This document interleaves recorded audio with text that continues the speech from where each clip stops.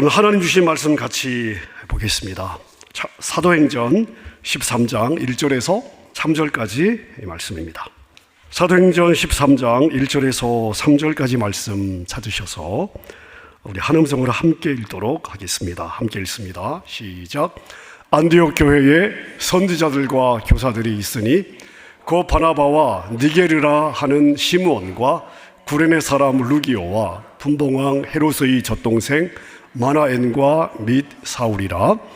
주를 섬겨 금식할 때에 성령이 이르시되 내가 불러 시키는 일을 위하여 바나바와 사울을 따로 세우라 하시니 이에 금식하며 기도하고 두 사람에게 안수하여 보내니라.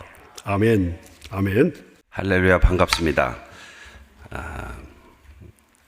시차가 막 베껴가지고 목소리가 좀 시차가 좀 적응할 만하면은 제가 또 여기저기로 옮겨 다니는 바람에 LA 오면은 제가 우리 큰 집이 생각나요. 저희는 그 평안북도 철산 부모님들이 실향민들이었는데 큰아버지 가족이 이제 이 LA로 60년대 말인 것 같아요. 꽤 일찍 이민을 오셨습니다. 당시에 한국이 어려웠잖아요. 근데 저희 큰 집에 큰 누님이 피아노를 전공하셨어요. 그 당시에. 그래서 한국에서 피아노 레슨을 하면서 생활을 하셨었는데 어떻게 미국 바람이 불어가지고 그 집도 팔고 피아노 여러 대 다 팔고 한국에서 1960년대 말에 60년대 말에 피아노 치는 사람이 몇 명이나 있었습니까? 그래서 모든 재산을 다 정리해서 이민 오셨어요. 이민 와가지고 얼마나 미국 예찬론자가 돼가지고 야, 미국은 정말 좋은 나라다. 한국은 그 당시에 너무 어려웠잖아요. 미국에 가니까는 세상에 좋은 그런 음식은 다 있고 생활도 아주 편하고 과일도 너무 종류가 많고 우리 한국에는 먹을 게 별로 없어가지고 이 사과도 국광 생각나세요? 국광 딱딱한 거 좀 잘 사는 사람은 이제 홍옥 빨간 거 그거 사 먹고 그러진 당시인데 수박도 요만한 산수박 조그만 거 그 수박도 하나 살려면은 어려웠잖아요. 그리고 가족은 또 많았고 그래서 수박 한번 또 사는데 니아카 장사들한테 살려고 또 삼각형으로 오려가지고 그걸 빼서 안 익었다고 또 안 산다고 그러고 이거 나 못 판다고 싸움이 막 나가지고 그거 하나 사오면은 이제 큰 양푼에다가 그거를 다 이렇게 숟갈로 해가지고 얼음을 또 이렇게 잔뜩 넣고 우리가 지금 독약으로 생각하는 설탕을 그냥 백설표 설탕을 그냥 있는 대로 갖다 부어가지고 이게 설탕물인지 수박인지 그런 시절이었는데 그 누님이 한국에 나와가지고 미국 자랑을 막 하는 거예요. 미국은 정말 천국 다음에 미국이다 막 그러면서 목을 목청을 높여가지고 그게 이런 그린 색깔의 과일이 있는데 그거는 그냥 입에 넣으면 즉시 녹는다 막 그러면서 그게 아마 허니 둔 것 같아. 그러니까 아주 상상의 나라에 대한 이야기를 막 하시는 거예요. 그래서 제가 정말 미국이란 나라는 너무너무 좋은 나라인가 보다. 언제 죽기 전에 저 나라 한번 가보면 좋겠다. 어린 시절에 그 누님이 45년생이니까 저하고 나이가 14살 차이 났어요. 저는 어리고 그래서 그렇게 이제 오매불망 미국은 너무 좋은가 보다. 그리고 시간이 오래 지났어요. 몇십 년 지나고 난 다음에 제가 아프리카에 이제 선교사로 가서 미국에 어떻게 집회하러 오게 됐어요. 1990년대 말 정도 되는 것 같아. 여기 미국에 와서 그 누님을 찾았지, 이제 우리. 그 매형은 이제 목회를 하고 계셨고, 근데 찾는데 그렇게 전화가 어려워. 너무 연결이 안 되고. 근데 나중에 왜 그렇게 전화가 안 됐을까? 그렇게 생각해 보니까 미국은 전화를 받을 때도 돈을 낸대. 그러니까 모르는 전화는 무조건 안 받는 거래. 야, 이렇게 각박한 세상이 어디 있을까? 우리는 그래도 받는 건 공짜잖아요. 거는 게 이제 돈을 내는 거지. 그래서 하여간 어떻게 전신만고 끝에 떠나기 바로 전날 만났어요. 근데 만나서 저를 만나자마자 그 미국 예찬론자 그 누님이, 야, 은영아, 세상에 지옥이 따로 없다. 여기가 생지옥이다. 그러면서 얼마나 미국을 그렇게 격하해가지고 막 얘기를 하는지 제가 민망할 정도로.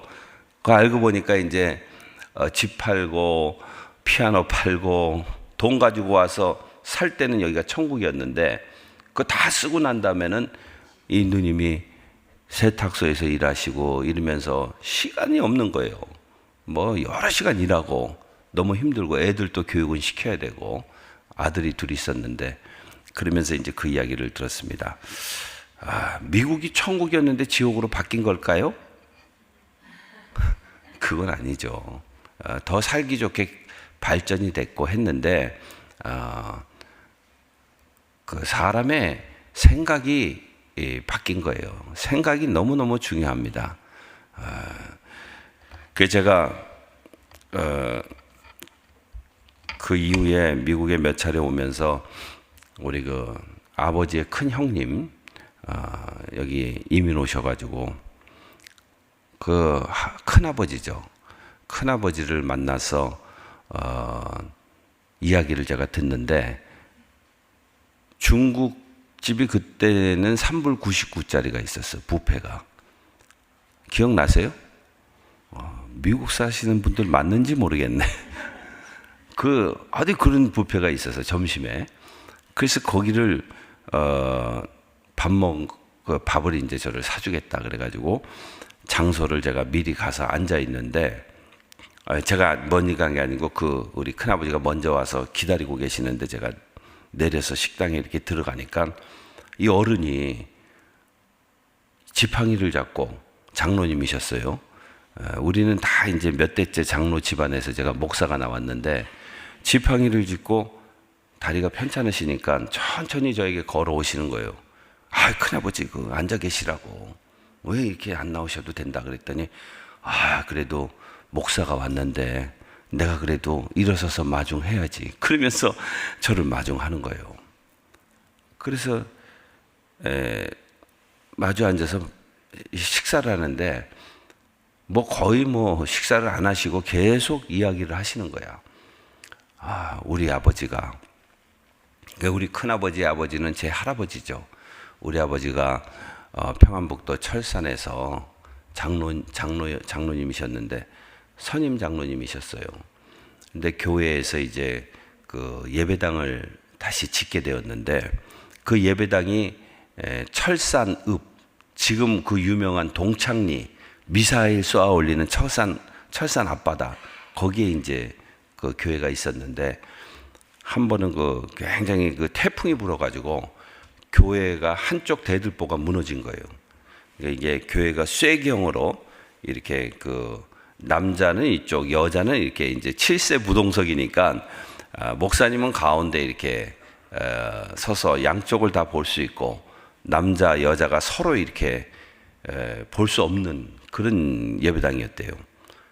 지금은 이렇게 다 섞어 앉잖아요. 근데 그 당시에 1930년대. 근데 이쪽에 한 군데가 무너졌으니 다시 져야 되겠잖아요.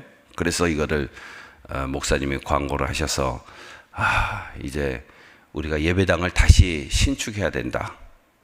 그래서 저희 할아버지가 그 말씀을 듣고 집에 와가지고 8남매를 모아놓고 교회에서 예배당을 다시 짓는다고 하니 우리가 그동안 모아놨던 모든 돈들, 애들이 자꾸 자라니까 집을 이제 방도 더 필요하고 집을 짓기 위해서 나무 목재니 모든 그 자재들 준비하고 돈도 준비하고 이제 요이 땅 하면 이제 시작하는 거예요. 집 짓기 시작하는 거예요. 근데 그 광고를 듣고 와서 그때는 뭐 아버지들이 절대 권한이 있었잖아요. 그냥 뭐 가족 회의라는 건 없고 일방적으로 선포하신 거예요. 우리 하나님 아버지의 집이 우리의 집보다 우선돼야 되기 때문에 우리가 그동안 모아놓은 전 재산과 그다음에 이 자제들은 전부 다 교회 예배당 짓는데 헌금하겠다. 그 선포 끝. 가족회의 끝. 그 이야기를 저는 자라면서 한 번도 못 들었어요. 근데 우리 아버지는 그때 어리셨고 우리 큰아버지는 이제 연배가 좀 있으셔가지고 그분은 이제 사춘기 청소년 때니까 그걸 다 기억하고 있다가 이 LA 땅에서 어느 중국집 어딘지 모르겠어요. 어디 중국집에서 이 이야기를 저한테 해주는 거예요. 근데 저는 할아버지 얼굴을 뵌 적도 없고 그 이후에 중국에서 막 그 공산당들이 넘어와가지고 예수 믿는 사람들을 다 많이 감옥에 가두고 죽이고 저희 할아버지도 철산 앞바다에 끌려가가지고 총살 당하셨다. 그걸 이제 이남에 넘어온 작은 할아버지, 우리 할아버지 동생이 이제 그 이야기를 전해주신 걸 제가 들었는데, 근데 그 이야기를 듣는데 저는 한 번도 뵌 적이 없는 할아버지, 어버이죠, 어버이. 근데 이분이 그 우리 집안에 남긴 사진이 딱 한 장이 있는데 그 흑백 사진이에요. 근데 예배당을 이렇게 다 짓고 한국에 가면 영락교회, 남대문교회 돌로 이렇게 지었잖아요. 딱 그런 식으로 졌어요. 그러니까 중간에 보니까 1938년 딱 써 있어요. 그 사진 중앙에. 근데 1938년에 그 예배당을 이제 완공해가지고 헌당하면서 전 교인이 계단에 쫙 있는데 계단에 앉아가지고 여자분들은 하얀 옷, 백이민족이라고 하얀 옷을 입고 남자분들은 두루마리를 입고 그리고 찍은 사진이 그 한 장이 저한테 가보로 남겨진 거예요. 네. 아무런 유산을 받은 건 없는데 저는 그 사진 한 장을 넘겨받고 나서 제가 얼마나 울었는지 모릅니다. 하나님, 이런 어버이를 나에게 주셔서 감사합니다. 이런 예수 중심의, 하나님 중심의 그런 정신을 가지고 어를 가지고 사시던 분이 우리 할아버지라니 너무너무 감사합니다. 하면서 얼마나 제가 하나님 앞에 감사하고 그랬는지 모르겠습니다. 근데 제가 이 간증을 듣기 전에는 아프리카 가서 처음에 3년 동안을 23개월 된 아이를 데리고 임신 7개월 된 둘째 아이를 배에 넣고 제 아내가 그리고 광야에서 호롱불을 켜고 3년 살았는데 거기에서 이제 둘째 아이를 광야에서 낳았어요. 그런데 어느 날 하나님께서 저에게 아프리카의 사람들을 훈련해서 이 사람들을 통해서 제자 훈련하고 그 다음에 처치 플랜팅, 교회를 짓고 지어진 교회를 통해서 지역사회를 복음화하는 그런 선교의 A, B, C인데 그런 비전을 저에게 주시면서 아프리카 땅에 네가 죽기 전에 교회를 100개를 지으라는 그런 비전을 주셨어요. 기도하는데 하나님이 비전을 주시는데 돈은 안 주시고 같이 주시면 좀 참 좋은데 돈은 안 주시고 비전을 주시는 거예요. 하나님의 거룩한 비전이 누구에게나 오잖아요. 기도하는 자들에게, 기도하는 사람들에게, 기도하는 어버이에게, 기도하는 자녀에게 하나님께서 영적으로 소통하면은 영적인 비전을 불어넣어 주시거든요. 근데 우리가 하나님과 소통하지 않고 기도하지 않으면은 그냥 생존을 위해서 하루하루 사는 거예요. 허니두나 먹으면서 그러면서 그냥 하루하루 사는 거고 생명 구원하고는 전혀 관계없는 그런 인생을 살 수도 있거든요. 근데 그런 비전을 주셔서 저는 교회 예배당을 하나 짓는 것도 어려운 건데 어떻게 100개를 짓느냐. 근데 이 LA 땅에 와서 제가 깨달은 거예요. 야, 우리 할아버지가 정말 가진 것을 레디컬 커미트먼트하고 공격적으로 헌신하고 이렇게 드렸는데 우리 아버지는 이남으로 피난와서 실향민으로 어렵게 살았고 그 다음 세대 2대가 지나가서 그 손자에게 100배의 결실을 볼 수 있는 그런 비전을 주셨구나. 그래서 내가 살아생전에 할아버지가 가지고 있던 그런 공격적인 그런 헌신의 마음을 가지고 100개 예배당을 내가 지리라. 그냥 막 여기서 저기서 돈을 끌어다가 짓겠다는 게 아니고 사람들을 잘 훈련하고, 그러면서 지금 30몇 년 지났잖아요. 몇 개 정도 지었을 것 같아요?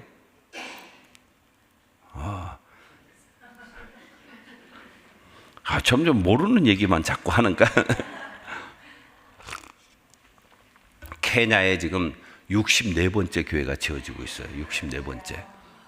지금 지어지고 있는 게.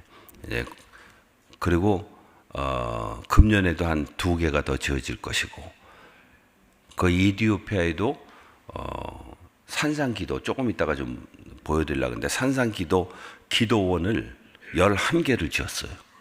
그 우간다에도 교회를 2개를 짓고, 그래서 다 합하면 한 80여 개. 그러니까 남은 거는 20%만 더. 사실 재작년에 제가 천국 갔어야 되는데 코로나 처음에 걸려가지고 완전히 그냥 음압병실, 중환자 음압병실이라는 데가 있더라고요. 근데 어떻게 마침 또 케냐 같았으면 제가 이미 천당을 갔는데 한국에서 명지병원에서 저를 살려내가지고 그게 뭐 완전히 그 극한 상황에 가니까요. 의사의 주문은 딱 하나였어요. 빠지면 죽습니다. 빠지면 죽습니다. 무슨 소리인지 모르겠죠. 암호 같아. 처음에는 이제 코에다 이렇게 콧줄을 껴놓고 산소를 살살 공급하다가, 다음에는 이 마스크. 우리가 중환자 보통 표현할 때 산소 마스크를 하잖아요. 마스크를 이렇게 주더라고요. 근데 그거 가지고도 안 되는 거예요. 한 60%가 인펙션 돼가지고 다 섬유화돼가지고 자가 호흡이 안 되는 거예요. 예. 그러니까 그 다음에는 이 호수를 2개를 코에다가 박아가지고 아주 그냥 집중적으로 산소를 공급하는 거예요. 근데 아프리카 같으면 그런 시설이 없으니까 그 이후에 우리 미션에서 일하던 분도 한 분 돌아가시고, 나이도 많지 않은 분인데 그런 일이 있었는데, 그래서 자다가도 이렇게 약간 뒤틀리면은 사이렌이 막 울리는 거예요. 예. 그 모니터 보고, 아니면 정신 차리고 일어나서 빨리 끼우라는 거예요. 네, 그래서 이거 산소 공급 안 되면 죽으니까. 근데 그때 제가 세상과 나는 간 곳 없고, 그야말로 나는 이제 그 당시에는 그냥 거기서 죽으면 가족도 못 보고, 가족도 장례도 못 참석하고 그냥 화장해서 이거는 병균 덩어리다 이렇게 생각해가지고 그냥 화장터에서 그냥 없애버리고 말았잖아요. 그런데 아무것도 먹을 일도 없고 볼 것도 없고 그냥 링거 하나 꼽아가지고 영양만 이렇게 조금씩 넣어가지고 생존하는 거죠, 그야말로. 그래서 저도 이제 기도하면서 이제 주님 만나러 간다 이 생각을 하면서, 참 아쉬운 거는 제가 딸이 넷 있는데 그 4명의 딸들에게 유서를 못 써놓구나. 어떻게 인생을 살아야 되는가, 어떻게 하나님의 백성으로 세상을 살아야 되는가에 대한 유서를 못 썼구나. 그런 생각이 너무 아쉬웠어요. 근데 그리고 이제 그 영은 아주 맑잖아요. 세상에 이런 TV 같은 것도 안 보고, 그리고 또 먹을 것도 안 먹고 뭘 먹을까 걱정을 안 해도 되고, 샤브야를 가느냐 아니면 형제갈비를 가느냐. 제가 여기 와서 LA 와서 간 데가 2군데 그런 걱정을 할 일도 없고, 뭐 먹는 거, 뭐 아무 세상에 보는 거, 뭐 이런 거 다 내려놓고, 그러니까 제 영이 열려가지고 하나님의 성령과 교통하면서 12일 동안에 이게 경험이야. 정말 그때는 아주 하루가 지나고 이틀이 지나고 몸은 점점 새하얘지고, 근데 영은 점점 맑아지고, 우리가 나중에 하나님의 나라에 입성할 때 반드시 그렇게 되기를 바라겠습니다. 네. 몸은 점점 새해지고 기능이 점점 약해지지만 우리의 영은 점점 밝아지고 하나님의 성령과 교통하고 천국을 바라보고 하나님의 그런 놀라운 은혜를 사모하고 영원을 사모하는 그런 은혜가 여러분들에게 있게 되기를 바라겠습니다. 네, 그래서 제가 교통을 막 하는데 자꾸 무슨 일을 해야 되는가를 생각나게 해주시는 거예요. 그건 내가 아직까지 갈 때가 안 된 거다. 다시 내가 사실 30년 차, 선교 30년 정도 되니까 좀 꾀가 나잖아요. 그동안 훈련시켜 놓은 제자들도 많고 사역도 그냥 그런 대로 잘 돌아가고, 그러니까 내가 은퇴하면 어디서 살아야 되는가, 은퇴 준비는 어떻게 해야 되나, 이런 이제 꾀들이 막 생기는 거예요. 하루하루 나의 모든 삶은, 나의 인생은 여호와 하나님의 손에 달려 있다라고 얘기는 하면서, 설교는 그렇게 하면서 실질적으로는 이제 내 살궁리를 막 이제 하는 그런 유약한 인간의 모습이 막 나오잖아요. 근데 자꾸 네가 죽기 전에 뭘 해야 되는가를 자꾸 생각나게 해주시는 거예요. 그래서 한 10일 정도 가까우면서, 내가 아직까지는 안 죽겠구나. 이제 다시 살아날 수 있겠구나. 그러면서 그 12일 동안 있으면서 하나님의 성령께서 저에게 향후에 뭘 해야 되는가에 대해서 다 말씀해 주시는 거예요. 그래서 그 말씀을 받고 제가 퇴원해가지고 이렇게 돌아다니는 거잖아요. 근데 무슨 말씀을 하셨냐? 남은 인생을 생존을 위한 삶이 아니고 생명 구원을 위한 삶을 사는데, 현지 우리 아프리카에 있는 형제들을, 이 사람들을 잘 블레싱 해가지고 동력화해서 하나님의 나라를 편만하게 이루어가는 그런 선교사로 파송하는 그런 일을 하거라. 그런 이제 미션을 제가 받고, 사실 그전에는 현지인들은 나의 선교의 대상이지, 저 사람들이 나가서 선교사로 나가서 가난하고 배운 것도 별로 없고 학벌도 교육 수준도 낮고 그런 생각들을 감히 잘 못했었는데, 하나님께서 그걸 깨트리시고, 그래서 그 다음부터는 제가 작년 그리고 금년 1월 달에도 에티오피아에 가서 지도자들하고 만나서 국리를 하는 거예요. 어떻게 에티오피아 사람들을, 여기 보니까 여기 LA도 에티오피아 사람들이 있대, 많이 있대요. 근데 워싱턴에도 에티오피아 사람들이 5,000명 모이는 교회가 있대.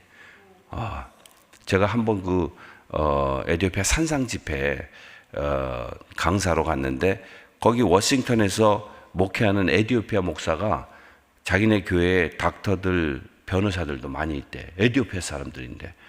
근데 워싱턴에 가면 택시 드라이버는 에티오피아 사람들이 거의 대부분이에요. 근데 이 사람들이 디아스포라들이 여기저기 다 있는데, 이 사람들을 동력화해서 하나님의 나라의 일꾼으로 만드는 그런 비전을 주시는 거예요. 그래서 구체적인 계획을 제가 세우고, 5월 달에 제가 또 내일 이제 아프리카로 가서 케냐하고 에티오피아 들려서 이런 거룩한 일을 도모하는 그런 계획을 가지고 있습니다. 그래서 교회가 가지고 있는 가장 중요한 사명은 어떻게 우리 교회를 메인테인하고, 어떻게 위로받고, 어떻게 척박한 이민 사회에서 서바이브 하느냐, 여기에 포커스 온 하면 안 되고, 우리 교회가 가지고 있는 사명은 하나님의 복음 증거하는 일에, 예수 그리스도의 증인되는 일에 우리가 어떻게 기여할 것인가에 그런 초점이 맞춰져야 된다는 겁니다. 우리 LA 사랑의 교회는 안디옥 교회의 모델을 받았어. 안티옥 교회는 정말 하나님께서 땅 끝까지 복음을 증거하는 아주 특수한 그런 임무를 부여받은 교회인데, 이런 특수한 임무는 당시에 안디옥 교회만 주어지고 끝난 게 아니고, 오늘날도 여전히 우리 교회들이 감당해야 될 사명이라고 저는 믿습니다. 그럼 안디옥 교회는 어떤 교회였는가가 궁금하잖아요. 그러면 안디옥 교회 모델을 우리가 따라갈 수 있으니까. 근데 안디옥 교회는요, 처음 시작을 바나바 목사가 했어요. 바나바는 어떤 사람인가 하면은 사도행전 처음 시작은 예수 그리스도의 부활부터 시작합니다. 예수 그리스도의 부활은 뭘 의미하냐면은 사망을 완전히 사망시킨 사건이에요. 예수님이 부활하심으로 더 이상 사망은 없다. 놀라운 능력을 보고 제자들은 이스라엘 땅을 회복할 시점이 바로 이때다.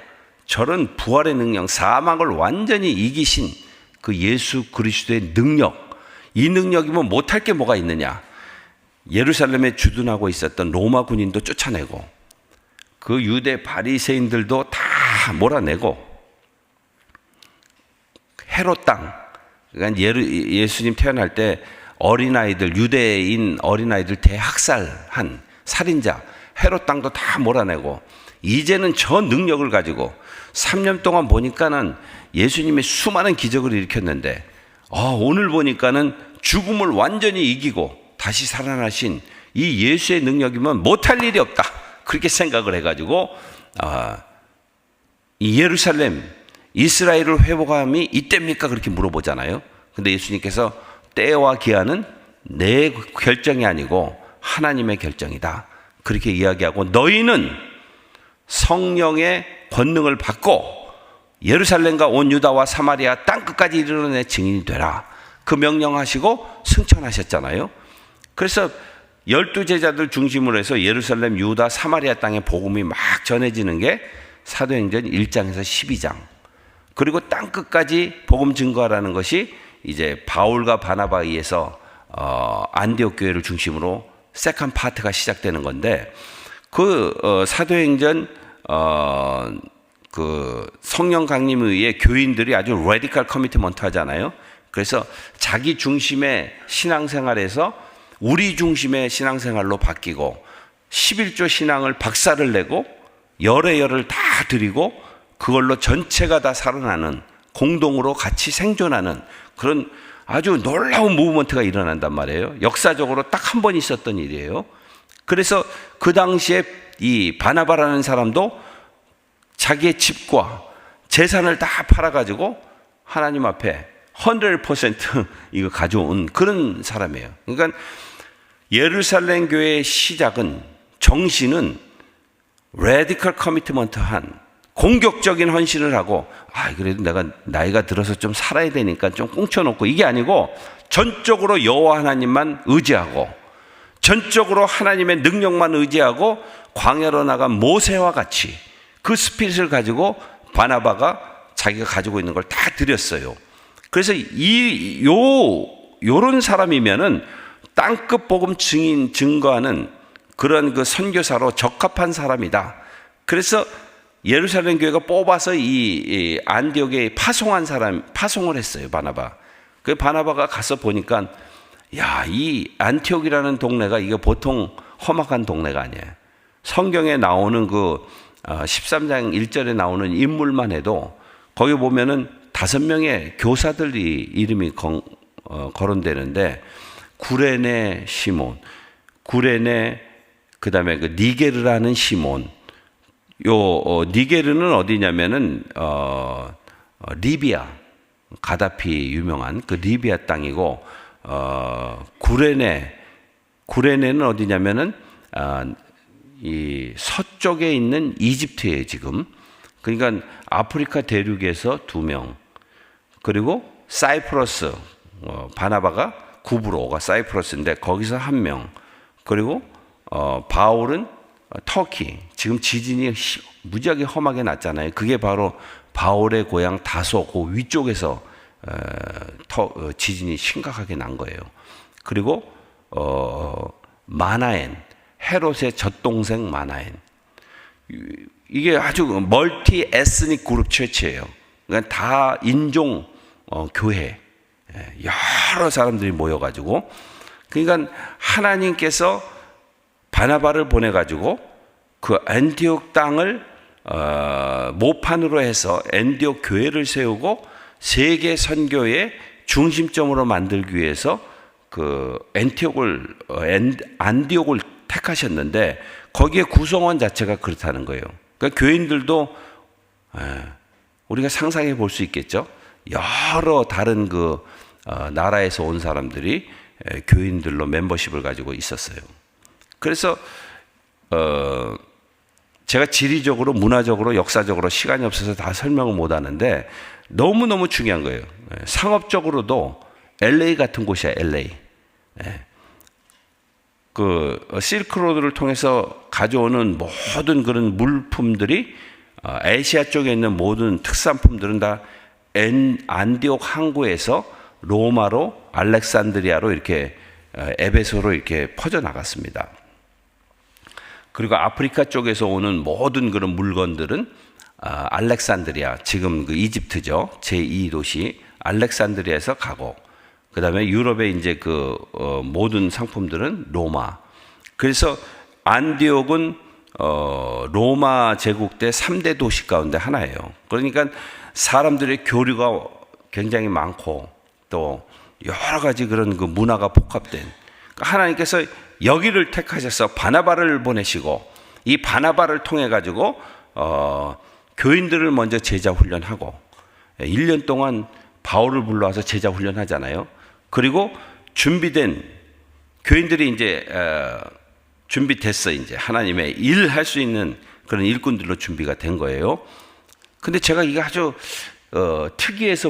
특이하게 보는 이 사도행전 13장 1, 2, 3절은 이제 예수님의 마지막 명령대로 땅끝까지 복음을 증거하는 일을 안디옥 교회가 감당해야 될 텐데 누가 가느냐가 중요하잖아요. 누구를 보낼고. 그래서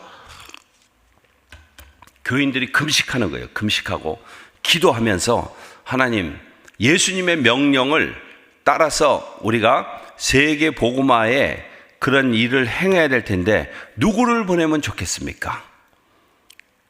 근데 누구를 보내라 그래요?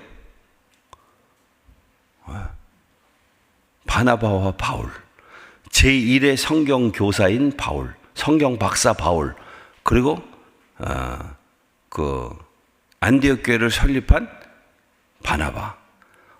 이거 아무래도 우리가 잘못 들었는가 봐요. 이게 잘못하면은, 아니, 이 두 분이 빠지면 우리 교회는 어떻게 생존하는가? 어떻게 이제 교회가 유지가 되겠는가? 그런 생각을 할 수 있을까요? 없을까요? 상식적으로 다 생각하죠. 그래서 또 기도하는 거예요. 금식하면서 또 기도하는 거예요. 근데 성령께서 지시하시는 거예요. 바나바와 바울을 따로 세워서 하나님께서 원하시는 대로 예수의 마지막 명령대로 땅끝까지 복음 증인이 되는 선교사로 나가도록 해라. 파견해라. 그래가지고 성령의 지시하심에 따라서, 이게 굉장히 중요한 키포인트입니다. 우리가 교회의 사명은요, 성령의 지시함을 듣느냐 못 듣느냐에 따라서 성패가 달려 있습니다. 우리 그리스도인의 가정, 그리스도인들 삶도 성령의 지시함이 있느냐 없느냐에 따라서 그 달려 있어요.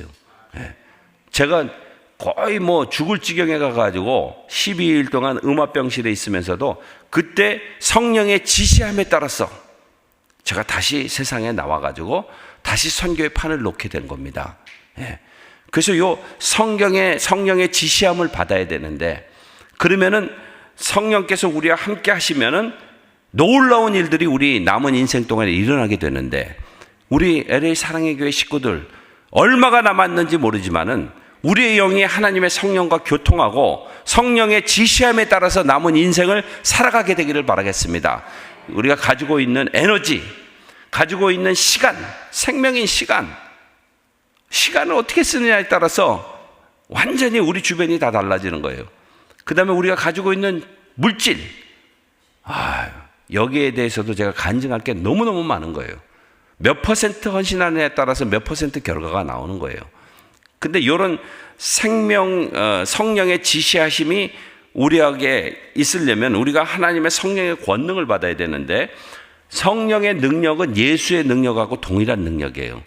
제자들은요, 3년 동안 예수님을 따라다니면서 예수님 곁에서 그 놀라운 능력을 보고, 와우, 주님께서 어마어마한 능력의 소유주시다.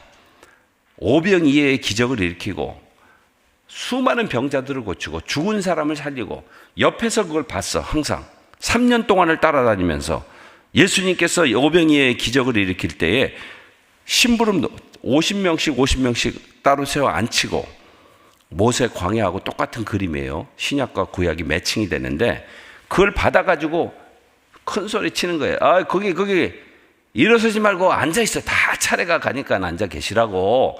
그리고 그걸 돌리면서 자기네가 목에 힘주고. 근데 거기에 모든 그 능력의 근원은 예수 그리스도에게서 나온 겁니다. 제자들은 심부름만 했어. 근데 예수님께서 승천하고 난 다음에 더 이상 예수님이 없어요. 예수님의 능력을 옆에서 볼 수가 없어요. 근데 너희가 성령의 권능을 받으면, 성령이 너에게 임하면 예수 그리스도의 능력이 예수의 그리스도의 능력과 동일한 능력인 성령의 능력이 너희를 통해서 운행할 것이다. 너희를 통해서 일어날 것이다. 그러니 성령을 받아라. 그렇게 말씀하시는 거예요. 그 진짜로 마가다락방, 감람산 기도 하면서 막 성령을 받잖아요. 성령을 받고 난 다음에 예수님께서 행하신 기적을 그대로 제자들도 행하였더라. 이게 사도행전의 증언이에요. 그 LA 사랑의 교회 우리 식구들 말이에요. 남은 인생 동안에 하나님의 성령의 권능을 받으시고 성령의 능력을 가지시고 자녀들의 길도 여시고 치유도 하고 치료의 역사도 일어나는 은혜가 있게 되기를 바라겠습니다. 제가 딸이 넷이 있습니다. 사람들은 꼭 그렇게 물어봐요. 딸만 넷이냐고. 그래서 아닙니다. 저는 예쁜 딸만 넷이 있습니다. 그렇게 대답을 합니다. 지난달에 우리 셋째 딸이 둘째 아이를 임신했습니다. 그래서 자기 어머님하고 제 아내죠, 통화하는 걸 제가 옆에서 듣는데 엄마 너무너무 힘들어요. 입덧이 너무 심해서 그 우리 셋째 딸은 그래서 막 거의 자정이 돼서 12시가 돼가지고 막 울면서 그 전화를 하는 거예요. 근데 저희 남자들은 그 고통을 모르죠. 근데 저희 아내가 이렇게 대답을 하더라고요. 야, 지은아, 내가 너를 임신했을 때 30살이었는데 셋째 아이를 30살에 임신했어요. 제 아내는 27살에 아프리카 선교사로 나갔습니다. 선교사로 헌신한 거는 10살 때, 초등학교 4학년 때 선교사로 헌신했어요. 그러니까 아이들을 무시하면 안 됩니다. 어느 선교사님이 와서 선교 보고하는 거를 듣고 인도네시아에서 사역하던 분이 그 10살짜리 꼬맹이가 나도 저 선교사님처럼 선교사 돼야지, 그런 그 결심을 하고 기도를 했대요. 그래서 제 아내, 저는 고등학교 2학년 때 선교사로 헌신했거든요. 제 아내가 저보다 선배 되십니다. 선교에 관해서는. 근데 이렇게 대답하는 거예요. 내가 너를 임신했을 때 그때 우리는 광야에 살았는데 너무 내가 배가 고파가지고, 당시에 이제 우리가 시장을 보려면 300km를 가야지 시장을 보는 거예요. 그러니까 아프리카 그 오지 마을에, 마을이라 그래봐야 뭐 전 인구가 한 150명. 이 마사이 원주민 마을에 살았는데 그 사람들은 이제 보마라 그래서 우리에게는 없는 문화니까 부락으로 보면 돼요. 부락. 여러분들 인디안 마을에 뭐 전도여행 간다 그러는데 거기 보면 이렇게 모여 살잖아요. 부락들이 있잖아요. 근데 요 한 부락에 가시나무 울타리를 이렇게 치고, 유목민들이니까 야생 짐승들이 많았어요.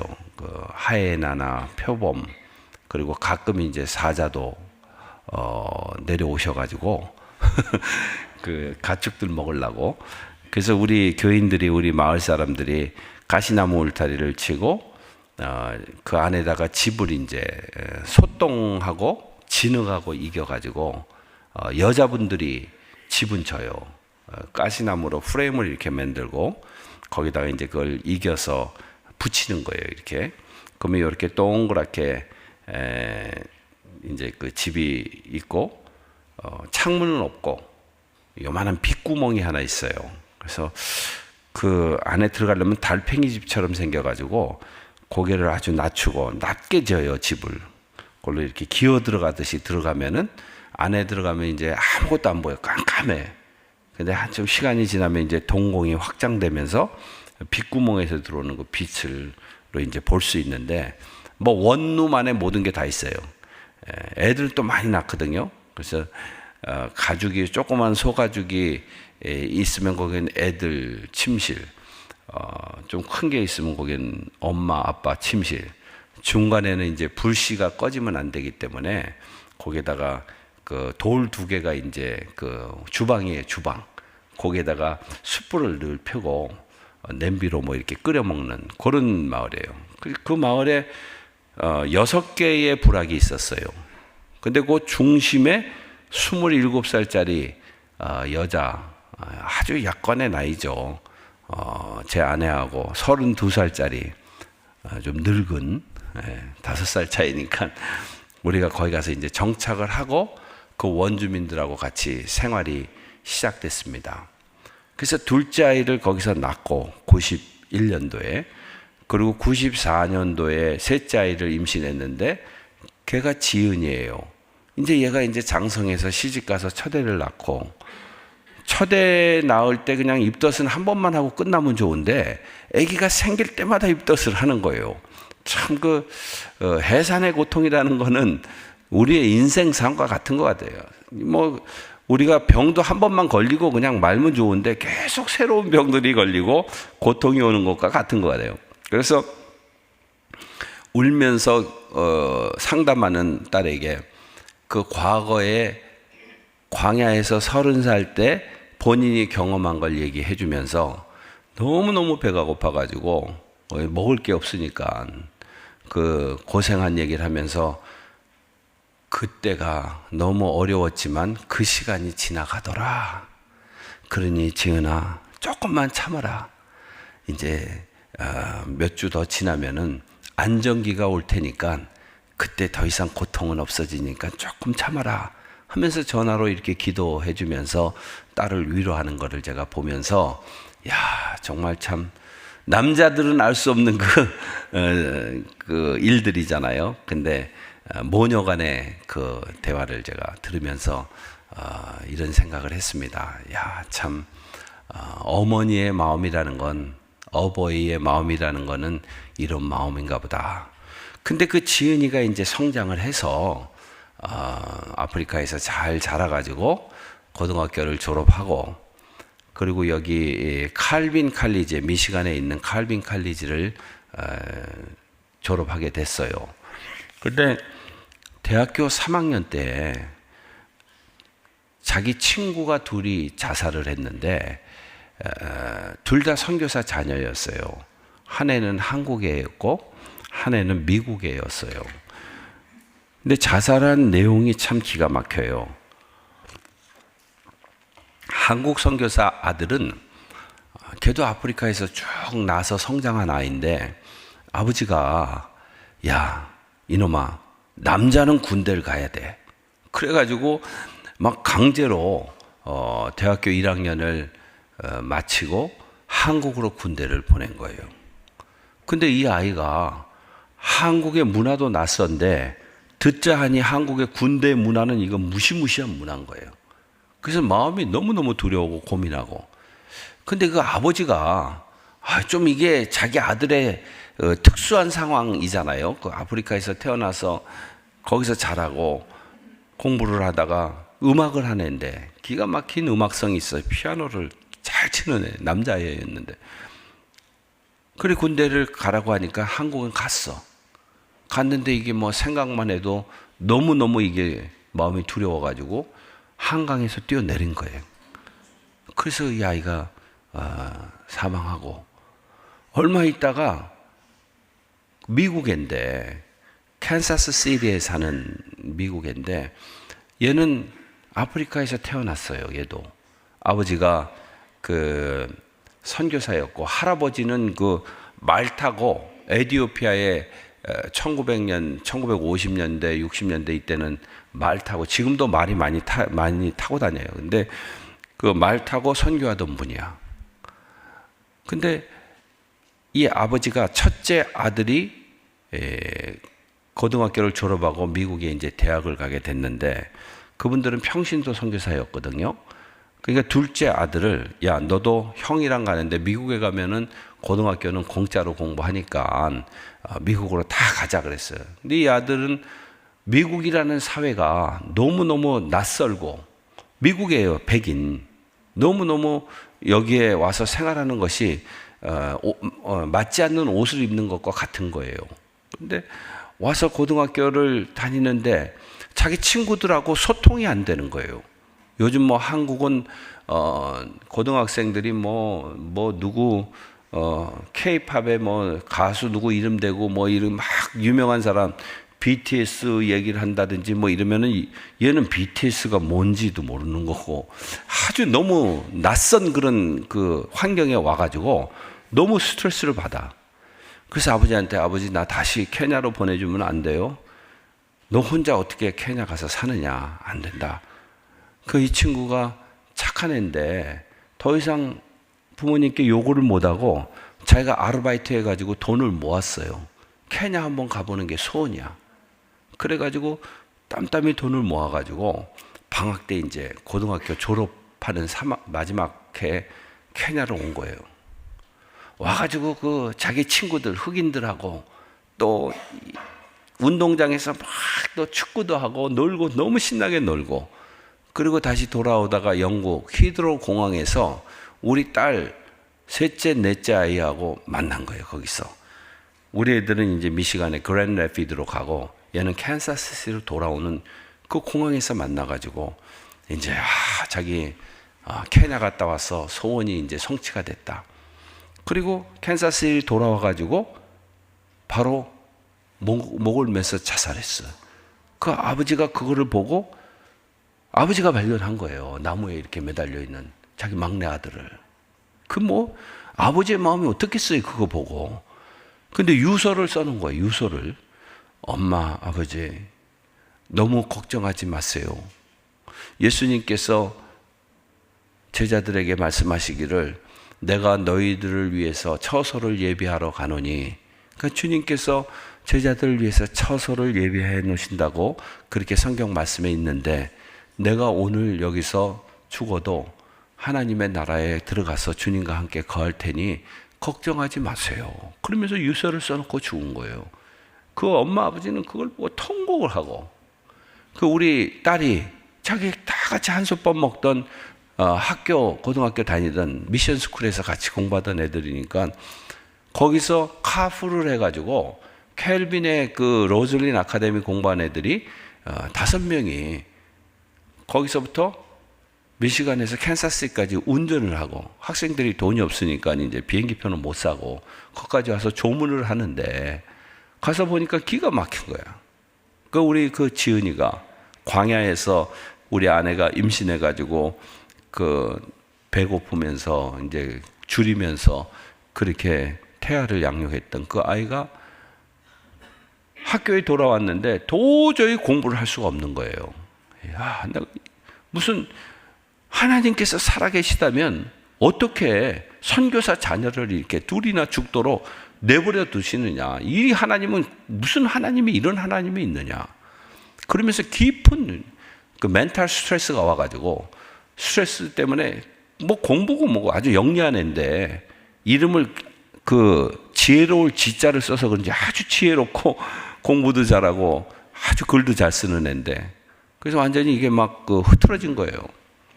그래서 저희가 그 연락을 받고, 야 지은아, 공부고 뭐고 무조건 아프리카로 와라. 무조건 부모 곁으로 와라. 그래가지고 학교를 한 달인가 2학기 때였는데, 3학년 2학기 때 한 달인가 다니다가 그냥 전격적으로 집어치우고 아프리카로 날라온 거예요. 그래서 와가지고 자기 방에 박혀서 계속 우는 거야, 애가.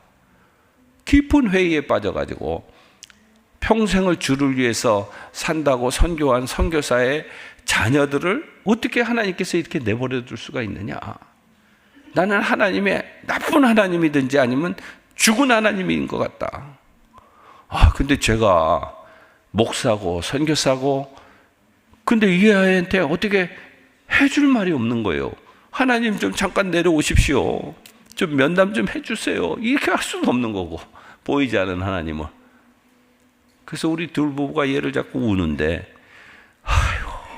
하나님, 우리가 할 수 있는 일은 아무것도 없습니다. 하나님께서 이 아이의 마음을 좀 움직여 주시고 위로해 주시고 고쳐 주세요. 우리가 다 부모들인데 우리가 자식을 위해서 할 수 있는 게 지극히 제한되어 있잖아요. 뭐 할 수 있는 일이 그렇게 많지가 않습니다. 근데 자기가 우리 아이들이 이제 초등학교 때부터 여름이 되면은 전도 여행을 데리고 다녔어요. 6주씩 텐트를 가지고 미국 일리노이 얼바나 샴페인에서 오는 2세들, 뭐 필리핀어, 중국, 한국 애들이 제일 많았는데, 그래서 6주씩 이렇게 원주민 마을에 터를 박고 텐트를 치고 거기서 18시간씩 금식하고, 그리고 6시간은 현지인이 주는 현지 음식만 먹고, 노 맥도날드 신드롬, 맥도날드 잊어버려라, 뭐 이런 원칙을 세우고. 근데 초등학교 때부터 우리 애들을 그렇게 전도여행을 같이 보냈는데, 얘가 전도여행을 한 곳에 갔다 왔는데, 케냐 나이로비에서 한 350km 북쪽으로 떨어진 거기에 우리 제자가 고아원을 운영했는데 애들이 한 5, 60명 됐어요. 자기가 도저히 이제 뭐 너무 마음이 막 힘들고 어려우니까 자기 그 고아원에 좀 가 있겠대. 전도여행 갔던. 그래서 그래, 거기 가거라. 그래서 그 고아원에 가가지고 고아들이랑 같이 살면서 고아들이랑 같이 먹고 같이 걔네들 끼고 자고, 흑인 고아들이죠. 그리고 얘네들 방과 후에 또 공부도 가르쳐주고. 근데 얘네들하고 같이 지내면서 3학년 2학기 지내면서 아이들 얘기를 들어보니까 기가 막힌 거예요. 어떤 아이는 너무 부모님들이 가난해가지고 둘이 아버지 엄마가 분신해서 불 이렇게 기름을 껴안고 죽은 애들, 남매가 이렇게 들어와 있고, 어떤 애들은 부모님들이 말라리아 병에 걸려가지고 에이즈에 걸려가지고 이렇게 또 죽은 애들. 애들을 보니까 자기가 얘네들이랑 같이 지내면서 정이 들고, 애들을 보니까 내가 살아야 되겠다. 내가 살아서 이런 애들을 내가 섬기며 살아야 되겠다. 그래가지고 살 이유가 생긴 거야. 근데 이 자살도 전염이 되는가 봐요. 이게 굉장히 회의적으로 자꾸 이제 사탄이 우리의 나쁜 일들이 생기거나 주변에 생기거나 부정적인 일이 생기면은 계속해서 부정적인 생각을 가져다 주잖아요. 계속 뭐 병이 나면은 이게 크게 돼서 나는 결코 난 생존하지 못할 것이다 말은 이런 회의적인 일, 악한 생각들을 계속 가져다 주는데, 근데 얘가 그 아이들을 보고 이렇게 어려우면서도 이 애들이 살아가는데 내가 죽으면 안 되겠다. 그래가지고 살기로 결심을 하고 거기서 한 학기를 고아들이랑 지내고 집에 내려와서 다시 복학을 했어요. 그래서 코스모스 졸업을 하게 됐는데, 셋째 아이만 한 학기를 쉬어가지고 졸업을 하면서 자기 둘째 언니, 광야에서 난 둘째 언니하고 통화하는 내용을 제가 옆에서 듣는 거예요. 야, 지은아, 너 졸업하면은 이제 독립해야 돼. 엄마 아빠는 선교사기 때문에 엄마 아빠가 너한테 이렇게 계속 데리고 있으면서 먹여주고 입혀주고 할 수가 없고 네가 독립해야 돼. 그러니까 한국에 와. 우리 둘째 아이가 교육학을 전공하고 용산에서 용산국제학교 선생으로 있었어요. 그럼 여기 오면은 한 달에 초봉이 2,500불을 준다 하더라, 달러로. 그러니까 여기 와서 일을 해라.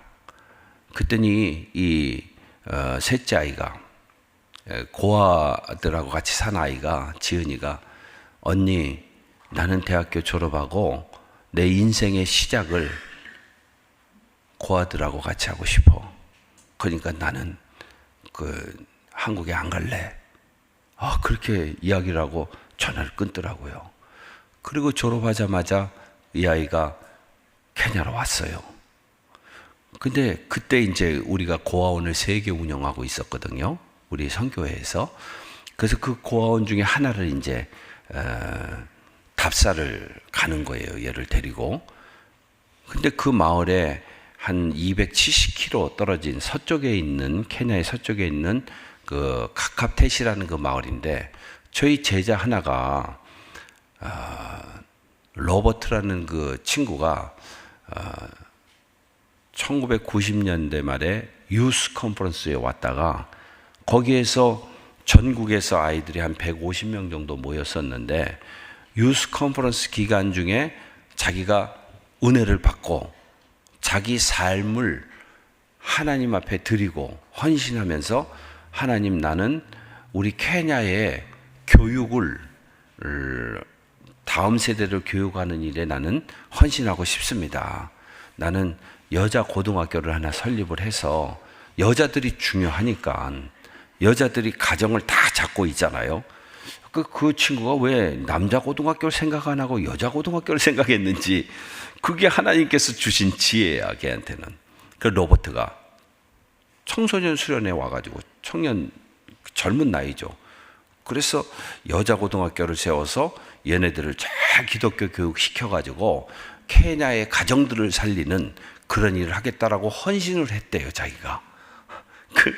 그 20년 전에야.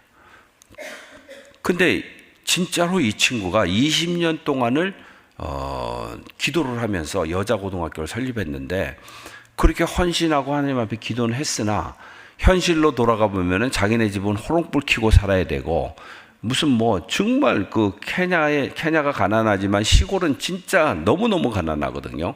아마 여기에 한국에 옛날에 깡촌에 호롱불 켜고 사시던 어르신들이 있는지 모르겠는데 그거 비슷한 거거든요. 그래서 현실은 그런데 계속 그 하나님 앞에서 기도하고, 기도가 아주 우리의 삶을 바꾸는 제1의 무기입니다. 그 기도는 한 번 하고 땡 끝나는 게 아니고 지속적으로 기도해야 되는데 꿈이 이루어질 때까지 기도하는 거예요.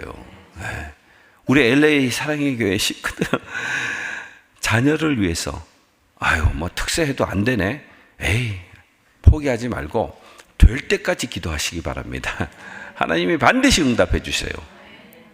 근데 이제 성장해 가지고 장가를 갔는데 부인이 아주 똑똑한 부인을 얻었어요. 근데 부인이 공무원이었는데 교도관으로 교도소에서 행정적인 일을 하는 그 부인을 얻었어요. 레나라고.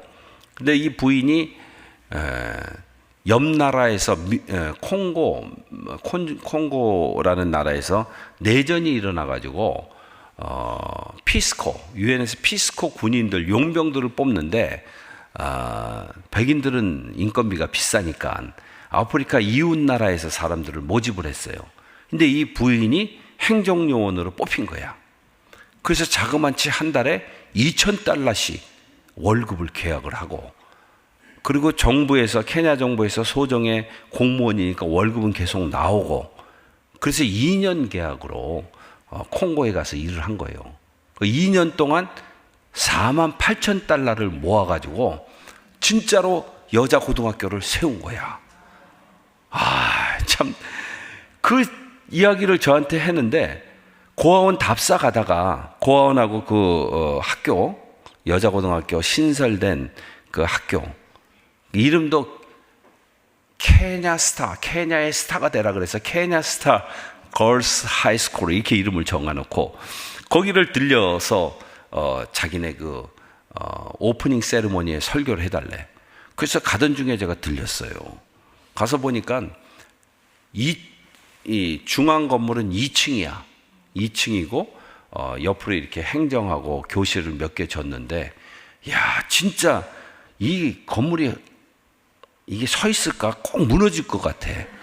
벽돌로 쌓았는데 너무 허접하고 돈이 없으니까 이렇게 미장을 못 해가지고 그냥 빨간 벽돌 그대로 이렇게 쌓아 올린 거예요. 어린애들이 이렇게 진흙 가지고 뭐 이렇게 쌓아놓은 것처럼. 그래도 그 마을에서는 2층이기 때문에 제일 좋은 건물이야, 그게.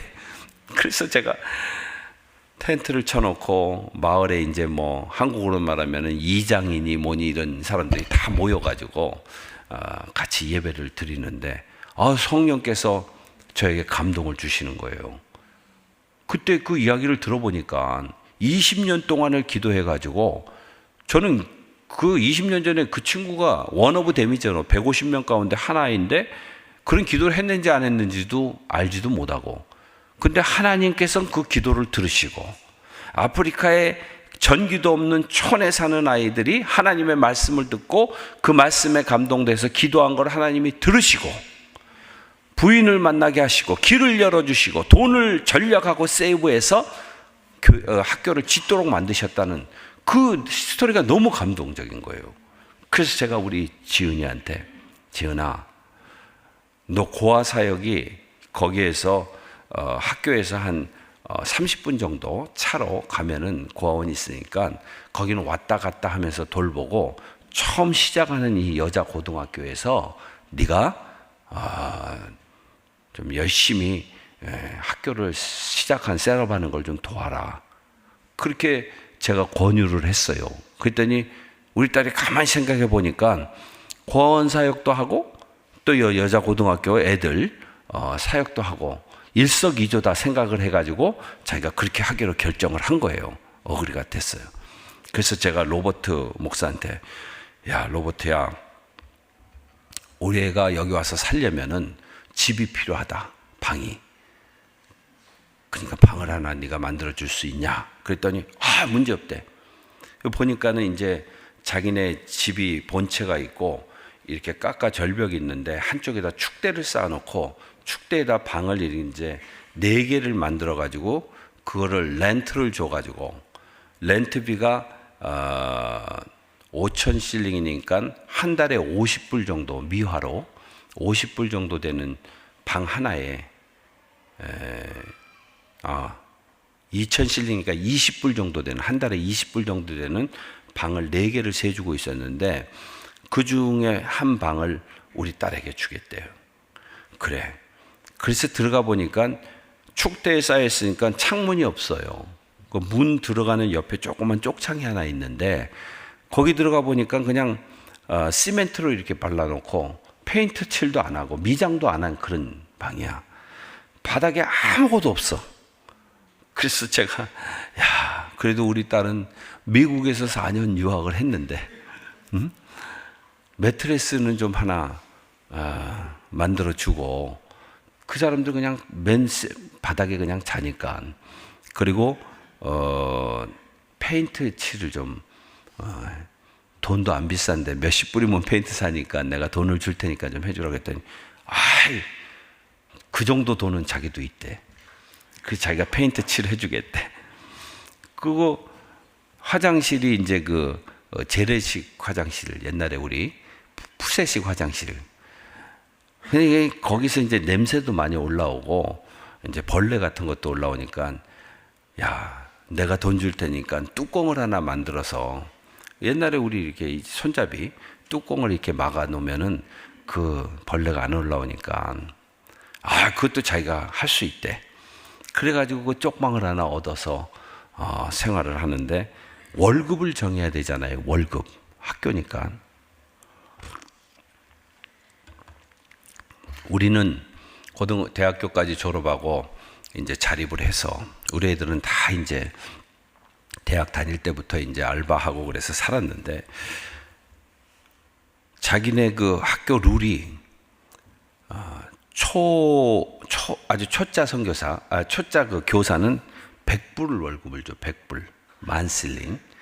그리고 경력 몇 년 된 경력 교사는 130불. 그리고 교장이 또 있어야 되잖아요. 교장은 150달러. 그렇게 룰이 돼 있대요. 케냐 아주 시골의 그 학교니까. 그래서 제가 욕심이 생겨가지고, 야, 로버트야, 다른 그 교사들은 2년제 교육대학 나오고, 그런데 우리 딸은 4년을 미국에서 공부했는데 내가 투자를 많이 했다. 그러니까 경력 교사로 좀 쳐줄 수 없느냐. 130불을 좀 다오. 그랬더니 that's fine. 그 정도는 자기가 할 수 있대. 그래가지고 130불에 이제 월급이 결정이 됐는데 우리 딸이 옆에서 그 이야기를 대화하는 걸 듣다가 Dad, are you sure you are the missionary? 당신 선교사 맞아? 이러는 거예요. 그래서 제가 눈치를 빡 챘죠. 자기가 초짜 교사인데 100불을 받아야지 왜 130불을 내가 특혜를 받느냐는 거야. 아휴, 세상 물정을 몰라도 그렇게 모를 수가 없어요.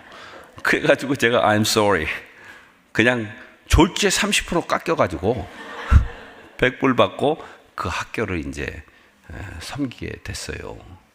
근데 집은 주어지는 거고, 아침은 걔가 거기서 2년 반을 일을 했는데 아침은 2년 반 동안 금식을 하고, 그 애들도 다 밥 굶고 가난한 지역에서 사는데 그 점심은 학교에서 콩하고 옥수수를 그걸 삶아가지고 애들을 먹여요. 그도 그럴 것이 학교 그 학비가 한 달에 $50인데 50달러를 가지고 이 여고생들을 30일을 먹이고, 그리고 학교 선생 월급도 줘야 되니까 무슨 음식을 좋은 걸 내놓겠어요. 그 저녁 식사는 이제 우갈리라 그래서 옥수수 가루를 이제 물을 넣고 계속 저으면 이렇게 찐득찐득한 떡처럼 백설기처럼 이렇게 돼요. 그거를 수구마 위끼라고 그 야채하고 먹고, 일주일에 2번은 이제 고기 몇 근 끊어다가 100명이 먹어야 되는데, 그 학교가 이제 1학년 100명, 2학년 100명, 그래서 100명씩 400명 목표로 시작을 했어요. 100명 아이들이 고기가 수영하고 지나간 거, 그 국물에다가 이제 야채를 볶은 거를 이렇게 넣어서 이렇게 먹이는 거예요. 그러니까 우리 딸이 이제 걔네들이랑 같이 생활을 하고 있으면서 자기가 애들이 너무너무 불쌍한 거예요, 여자애들이. 여고생들이 이제 아프리카 애들이 등치가 크잖아요. 근데 자기가 원칙을 세웠어. 100불 중에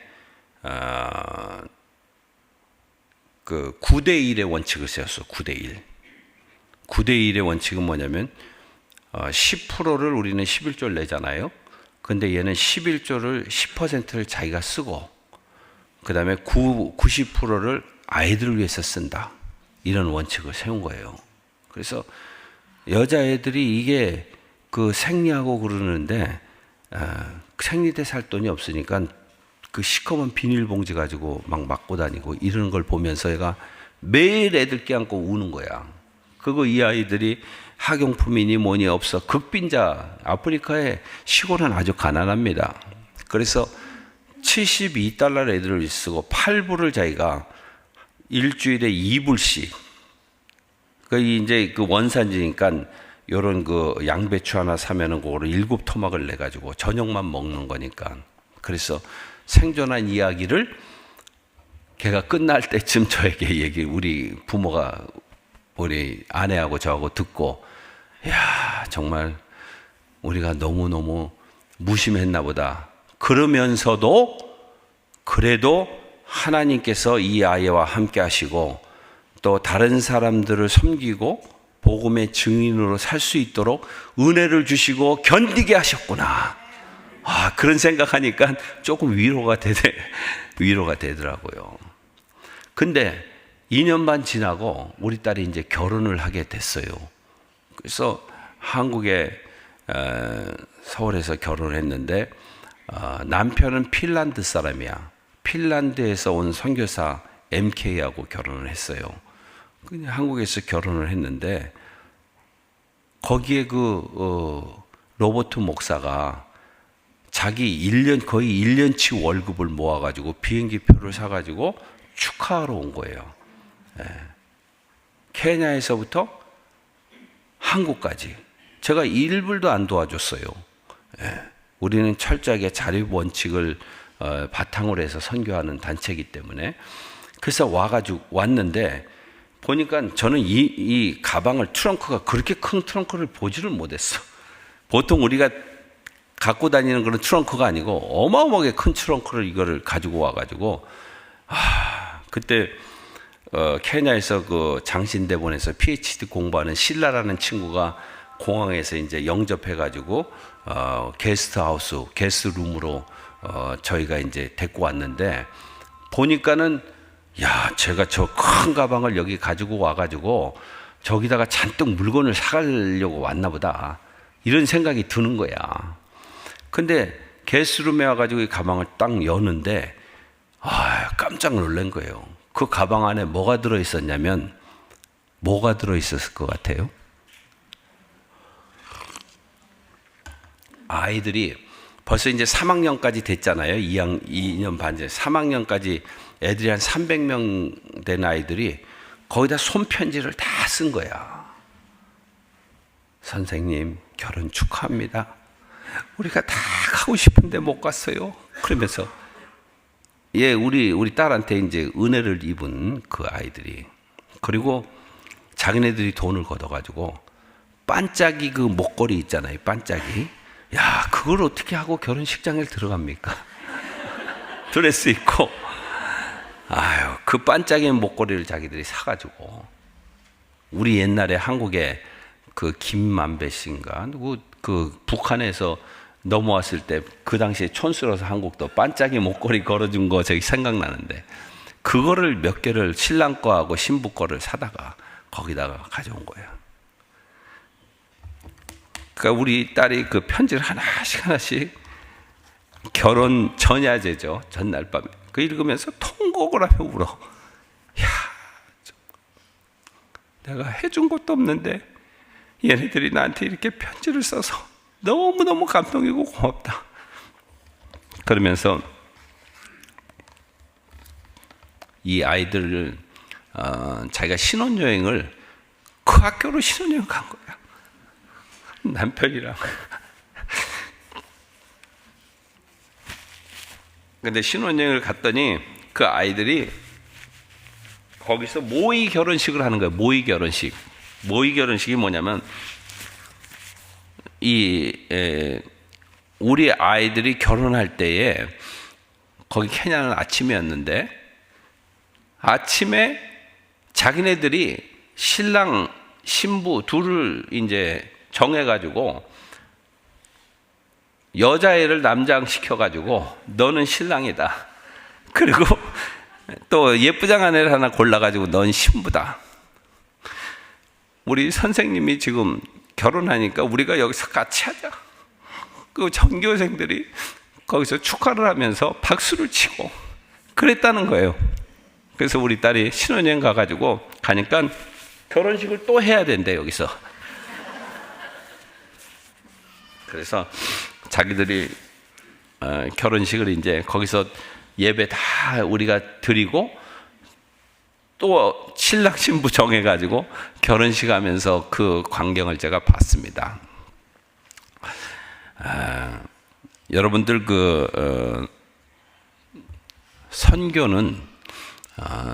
선교는 교회의 사명이고, 선교는 생명을 구원하는 일입니다. 우리가 예수 믿는다고 정말 어떻게 이렇게 세상에서 제일 좋은 나라 중에 이렇게 뭐 여러 가지 삶이 힘든 부분도 있지만은, 그래도 편안한 이 사회에서 살면서 정말 생존을 위해서 날마다 사는, 거기에만 그냥 어떻게 해서든지 살아남아야 된다는 생존을 위해서 사는 게 아니고, 어떻게 우리가 예수 그리스도의 그 생명을 전달하고 사랑을 전달하고 그렇게 사느냐, 여기에다가 우리는 집중해야 될 줄로 저는 믿습니다. 그래서 하나님의 그 성령께서 안디옥 교회를 움직이셔가지고, 이 오늘 본문이 안디옥 교회가 열방을 향해서 복음을 증거하는 가장 그 핵심적인 리더 바울과 바나바 이 두 사람은 교회의 축이었어요.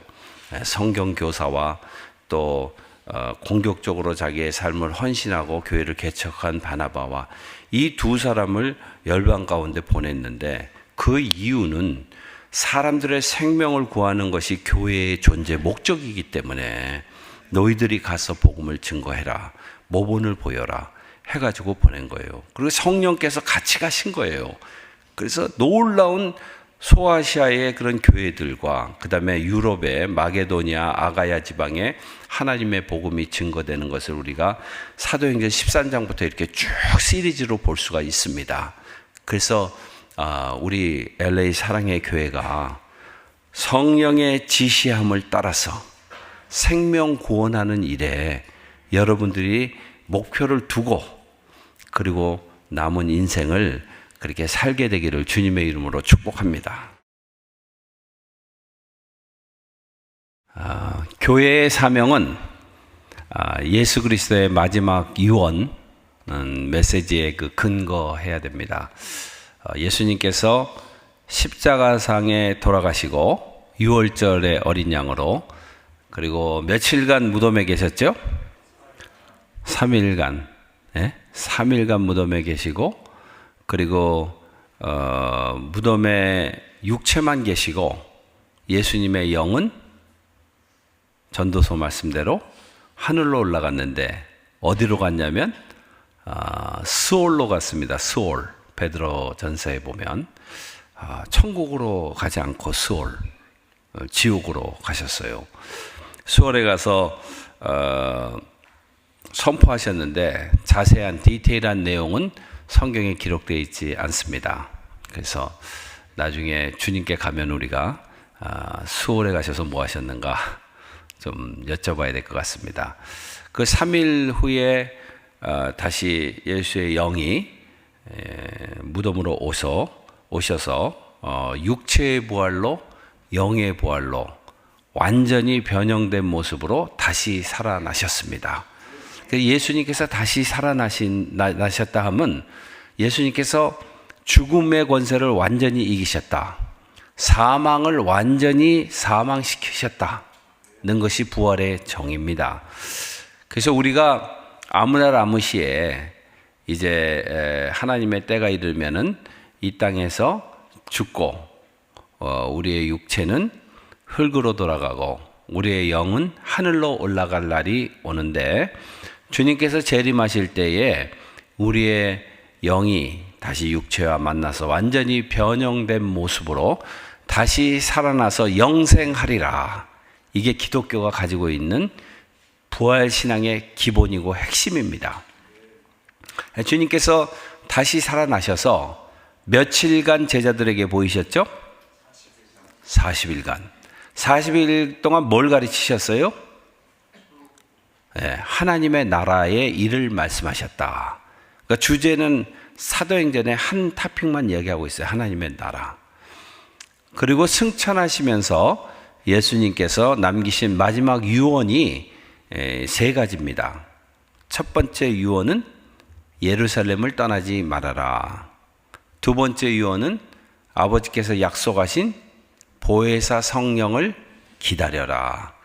세 번째 유언은 성령을 기다리면 성령이 임하실 텐데 성령의 권능을 받고 예루살렘과 온 유대와 사마리아와 땅끝까지 이르러 내 증인이 되라. 요게 이제 예수님의 세 가지 유언입니다. 그래서 오늘 본문 읽어드린 말씀 사도행전 13장에 안디옥 교회는 이 유언에 근거해서 땅끝까지 복음을 증거하는 그 교회의 사명을 감당하게 된 것입니다. 그래서 주님께서 40일 동안 계시면서 몇 사람을 만났어요? 몇 명을 만나셨어요? 40일 동안 부활 후에. 500여 명. 고린도전서 15장이 부활장이잖아요. 거기 보면은 500여 명. 근데 영어로는 over 500 people. 그러니까 조금 500명 더 되나 봐요. 그분들을 만나셔서 이제 유언의 메시지를 남기시고 승천하셨는데 그 유언의 메시지대로 예루살렘에 제자들이 남아서 예루살렘에 남으라는 그 유언의 메시지가 쉬웠을까요? 어려웠을까요? 왜 어려웠을까요?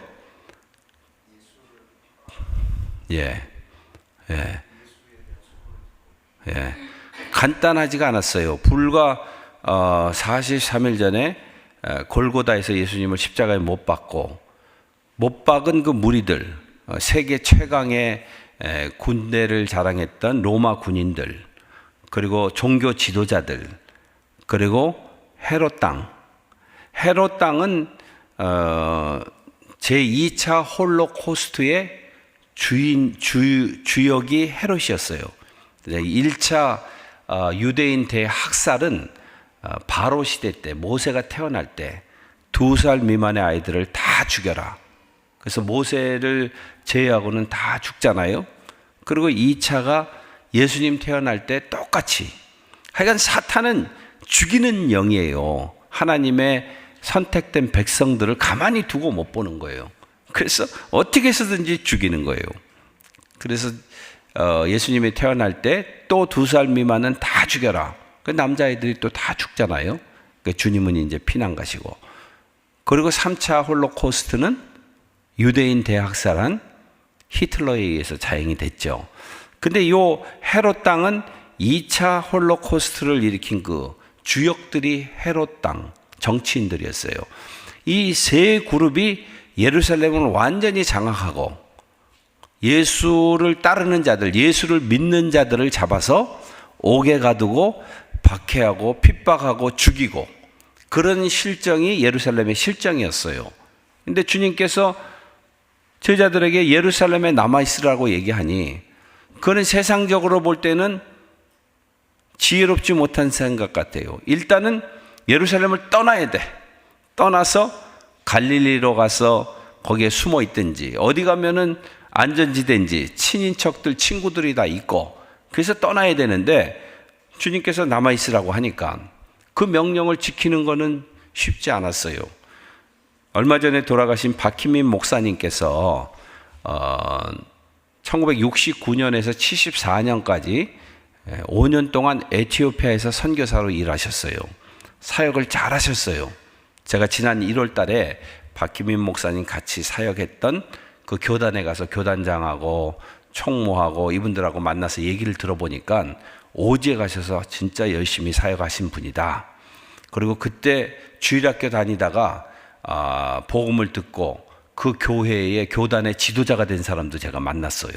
그래서 너무너무 제가 반갑고 한국 선교사에 의해서 복음을 받아들였는데 그 꼬마가 이제 자라서 1100만 성도를 가지고 있는 메카니 예수스라는 교단, Son of Jesus라는 뜻이에요. 아마리거로 메카니 예수스라는 그 교단의 지도자가 됐는데 자기가 플로리다에 있는 신학교에서 공부를 하다가 공부를 중단했대. 그래서 왜 중단했냐? PhD를 하다가 그랬더니 자기가 학비가 모자라서 중단했대. 그래서 제가 그 자리에서 그러면 내가 박사학위 끝낼 수 있도록 내가 도와주겠다. 그리고 돈을 제가 3,000불을 보냈어요.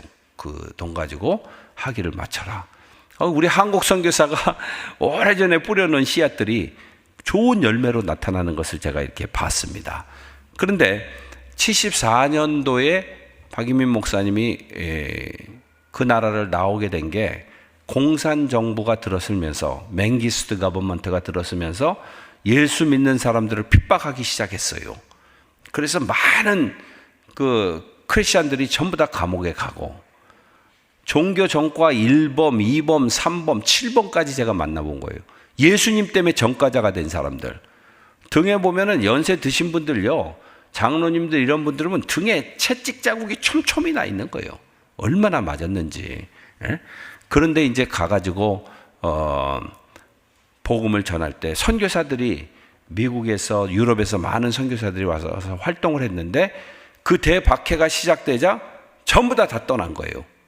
그래서 선교사는 한 사람도 안 남고 또 몇몇 선교사들은 케냐나 주변 나라로 가서 라디오 방송을 통해서 복음을 전하기도 하고 그랬습니다.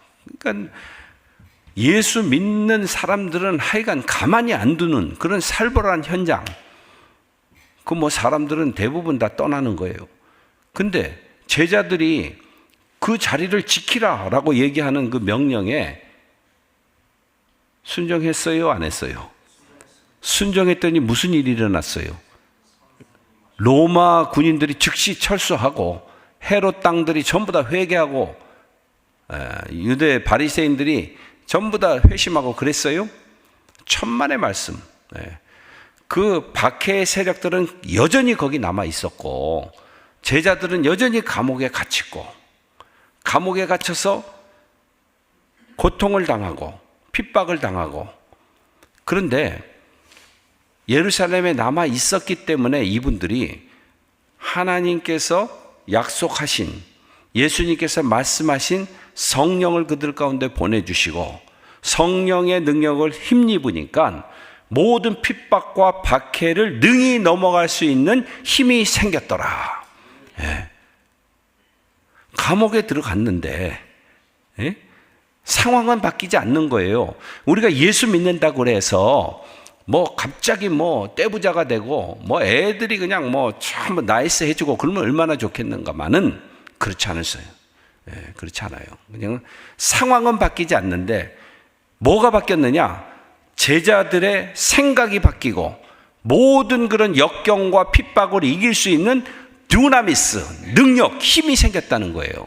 그래서 감옥에 들어가가지고 감옥 안에서도 주를 찬미하고,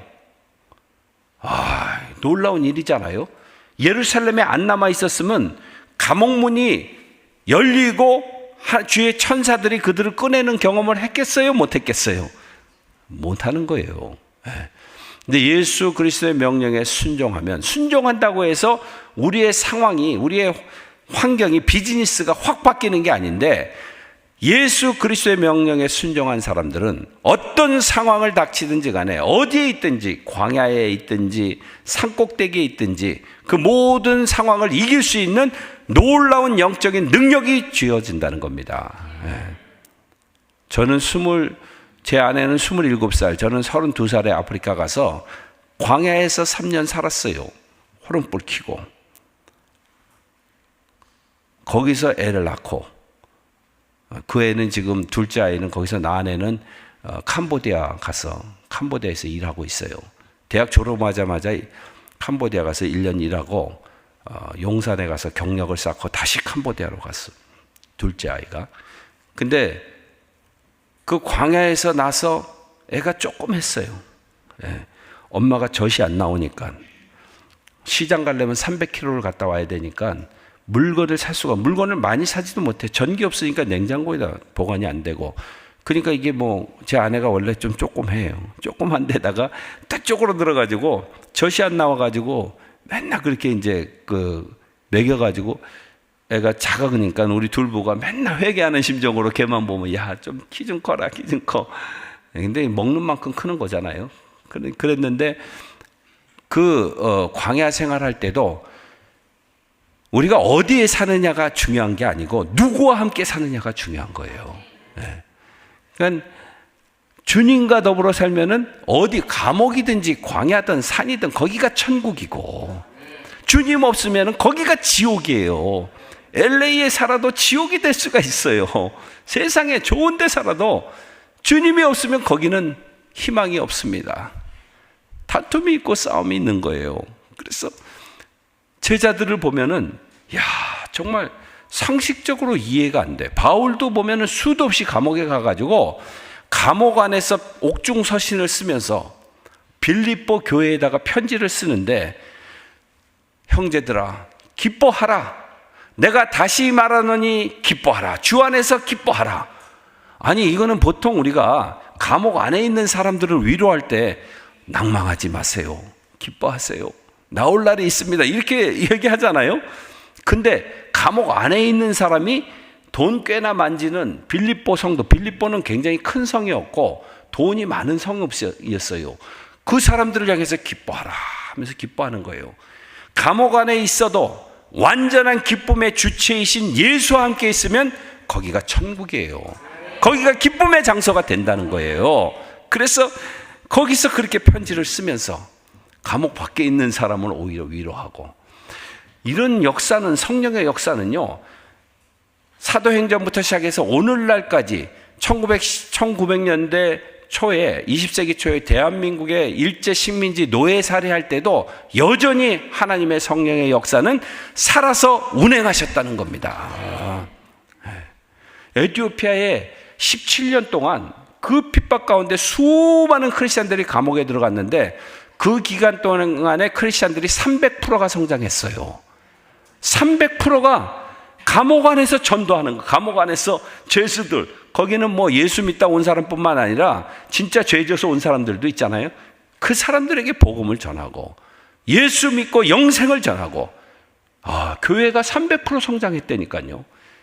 그러고 나서 91년도에 자유화되면서 이디오피아 교회가 급성장하는 거예요. 이렇게 막 급성장.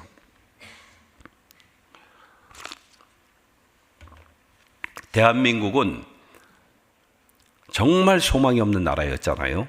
일본 식민지 때 얼마 전에 그 사무엘 마펫 장신대를 세운 장신대, 총신대, 전신대는 평양신학교 사무엘 마펫이 마펫 딸이 1910년도에 사무엘 마펫이 에딘버러에 가가지고 선교 대회에 참석해서 쓴 발제문을 제가 받았어요. 그래서 그걸 읽어보니까 정말 기가 막힌 스토리가 있더라고요. 이분이 1890년도에 대한민국 땅을 처음 밟았는데 가서 보니까 정말 너무너무 가난하고 소망이 없는 그 나라. 평양을 방문했는데 평양에 교회가 한 군데도 없었어요. 그리고 평양 방문했다고 저 외국 사람이 이교도도가 왔다 해가지고 돌멩이를 던져가지고 그 머리가 터졌는데 그 돌멩이를 던진 사람이 이기풍, 한국 최초의 선교사로 제주도 간 이기풍, 그분이 돌멩이를 던진 거예요. 근데 이분이 20년 후에 1910년도에 쓴 보고서에 의하면 그렇게 가난하고 소망이 없고 무식하고 예수 믿는 사람에게 돌을 던지고 욕하고 핍박하던 그 나라에 하나님의 성령께서 임하셨는데 하나님의 성령께서 어떻게 역사하시는가, 대한민국에 무슨 일이 일어나고 있는가를 설명을 한 발제문이야. 제가 그거 보면서 얼마나 많이 감동이 되고 감사가 되고 은혜가 되고 하나님께 영광을 돌리고 그랬는지 모르겠습니다. 그 발제문의 내용에 보면은요, 나는 대한민국이라는 나라에서 왔소이다 이렇게 시작이 돼요. 1200명이 주로 유럽하고 미국 선교사들이 모여서 에딘버러에서, 스코틀랜드죠, 거기서 대회를 하는데 한국에서 15명이 갔어요. 한국 사람은 윤치호 박사 1명이고 14명은 다 선교사들이 한국 대표로 간 거예요.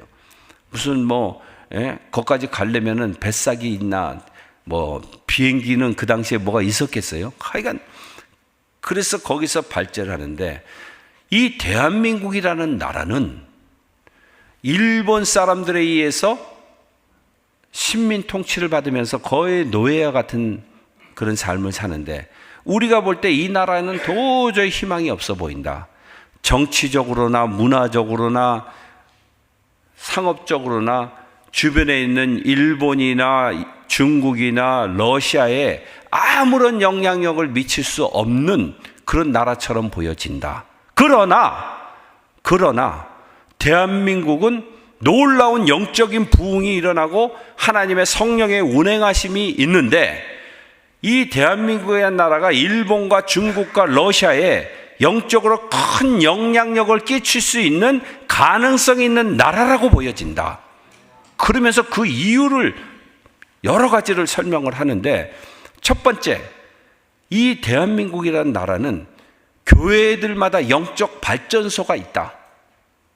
그러니까 영적인 전력을 생산해낼 수 있는 발전소가 교회들마다 가지고 있다. 그 발전소는 뭐냐면 교회들마다 성경 학교를 운영을 하는데, 저도 얘기 들어보면요, 저희 어머님은 평안북도 철산분인데 어릴 때 교회 가면요, 주일날 아침에 예배 드리고 저녁 예배까지 하루 종일 교회에 살았대. 하루 종일 교회에서 성경 공부하고, 여기도 순장 공부하고 한다니까 이건 정말 희망이 있어 보입니다. 그리고 계속 찬양하고, 교회에서 애들은 뛰놀고 어른들은 어른 성경 공부반, 애들은 애들 성경 공부반에 가가지고 계속 하나님의 말씀을 먹으니까 이 영적인 에너지가 충전이 돼가지고 이런 영적인 발전소가 교회마다 있다. 그렇기 때문에 대한민국은 희망이 있다. 이거를 미국 선교사가 우리를 대신해서 선포해 준 거예요. 에딘버러에 가가지고. 두 번째, 대한민국은 희망이 있는 이유는 교인들마다 전도 일을 작정해가지고 월화수목금토 일 중에 하루 내지는 이틀을 교인들마다 전도일을 작정을 했대. 나는 월요일 날 가서 누구에게 전도하고 어느 마을에 가 전도하고. 그래서 1910년도 1월 1일부터 4월 1일까지 3달 동안 대한민국에 있는 교회들이 작정한 전도 일수가 214년, 7만 몇천 일인데 214년. 야, 그러니까 전심으로 나가서 전도하는. 근데 전도를 그냥 어떻게 했냐면은, 여러분들 이잡기 전도라는 거 들어보셨어요? 이잡기 전도. 오늘 새로운 용어가 너무 많이 나와. 우리가 어려운 시절에, 여기 군대 생활 하신 분들은 다, 군대 가면 옛날에 뭐 이들 잡는다고 뭐 DDT 뭐 이런 거 여기다가 막 넣고 그랬잖아요. 근데 어린애들도 한국에 초등학교도 맨날 뭐 이 잡는데 막 이게 막 사람을 괴롭히니까. 근데 이를 잡는데 이를 뭐 몇 마리 대충 잡고 끝내는 거 아니잖아요. 이도 불쌍하고 살아야 되니까 몇 마리 살려놓자, 이런 사람이었어요. 한 마리만 살아도 밤새 잠을 못 자는 거야. 그거는 괴로워. 계속 물어대니까 마지막 한 마리까지 다 죽여야 되는 거예요. 네? 그게 이잡기 전도야. A라는 마을에 딱 가가지고 A라는 마을에 가서 한 집도 거르지 않고 모든 집을 다 들려서 복음을 전하고, 교파도 없습니다. 무슨 뭐 장로교, 침례교 뭐 이런 교파도 없어. 감리교. 모든 크리스찬들이 한 A라는 말, B라는 말 이걸 다 정해가지고 대구, 청주 이런 지역에서 아주 그 전도한 내용들이 나오는 거예요. 그러니 대한민국은 소망이 있다. 예배당을 지을 때에 교인들은 다 배고픈 그 시절인데도 전심으로 교회 짓는 일에 전력하였다. 여자들은 돈이 없으니까 자기 머리카락을 잘라가지고 그걸 팔아서 헌금을 하고, 가락지, 장신구 이런 거 다 내다 팔고. 여러분들 장신구 가락지 없이 천국 가는 게 낫지, 이것저것 주렁주렁 매달고 지옥 가는 것보다 100번 천국 가는 게 낫지. 안 그렇습니까? 네. 그래서 전적으로 예배당 짓는 일에 자력으로, 그 당시에 840개 교회가 전국적으로 건축됐는데 820개가 자력으로 지어졌다. 그런 간증을 막 써낸 거예요. 그리고 밥을 먹을 때에 이밥, 쌀밥은 비싸니까 쌀을 내다 팔고 조를 사다가 조밥을 먹으면서 헌금을 했다. 그러니 대한민국은 하나님께서 축복하지 않을래 않을 수 없는 그런 놀라운 나라니, 영적으로 이 강대국을 리딩하는 그런 나라가 될 것이다. 그런 이야기들을 써놓은 거예요. 저도 어릴 때 보면은요, 제가 어릴 때 성미 담당이었어요. 성미. 어머님이, 우리도 뭐 다 어렵게 살았잖아요. 헌금할 돈이 어디 있어요, 헌금. 한 번은 우리 교회가 예배당을 짓는데 그때 뭐 학비도 잘 못 내고 어려울 때인데 우리 어머님이 덜컥 300만 원을 거기다 작정 헌금을 한 거예요. 300만 원. 300만 원이 어디 얼마나 큰 돈입니까? 그래서 그걸 갚느라고 하여간 몇 년 고생했는데, 근데 그런 헌금들을 하나님이 다 받으신 거예요. 그 예배당 짓는데 조그만 귀퉁이 하나 이렇게 모퉁이 돌론 정도밖에 안 되지만, 지금은 그 아들이, 제가 아들이에요. 그 아들에게 하나님께서 교회 예배당 100개 짓는 비전을 주셨어. 그러니까 사람들을 계속 트레이닝해서 지금 80개 이상 졌습니다. 케냐, 이디오피아, 우간다. 우리 할아버지도 하나들이었는데, 창세기 이삭 사건 아시죠? 이삭. 계속 양보하고. 그래서 똑같은 환경, 똑같은 지역이었는데 이삭의 밭에만 100배 결실을 보잖아요. 그럼 100배의 결실을 보는 축복이 자녀들에게 이어갈 수 있도록 우리는 공격적으로 헌신해야 되는 거예요. 그래서 어머님이 매번 요만큼씩 11조 쌀을 모아놓으면 그거 주일날 제가 들고 가서 교회 뒤에 이제 큰 통이 있어요. 거기다 갖다 붓고, 목사님들도 교회 헌금을 월급을 못 받았으니까 그 성미를 가지고 그 한국교회가 그렇게 컸습니다.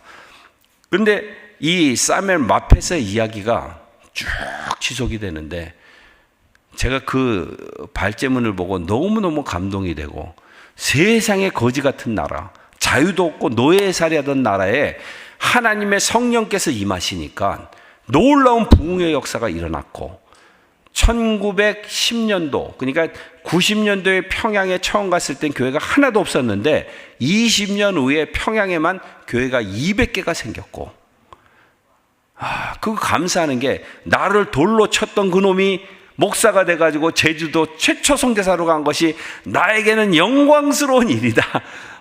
최초 선교사의 돌을 맞은 거야, 쉽게 얘기해서.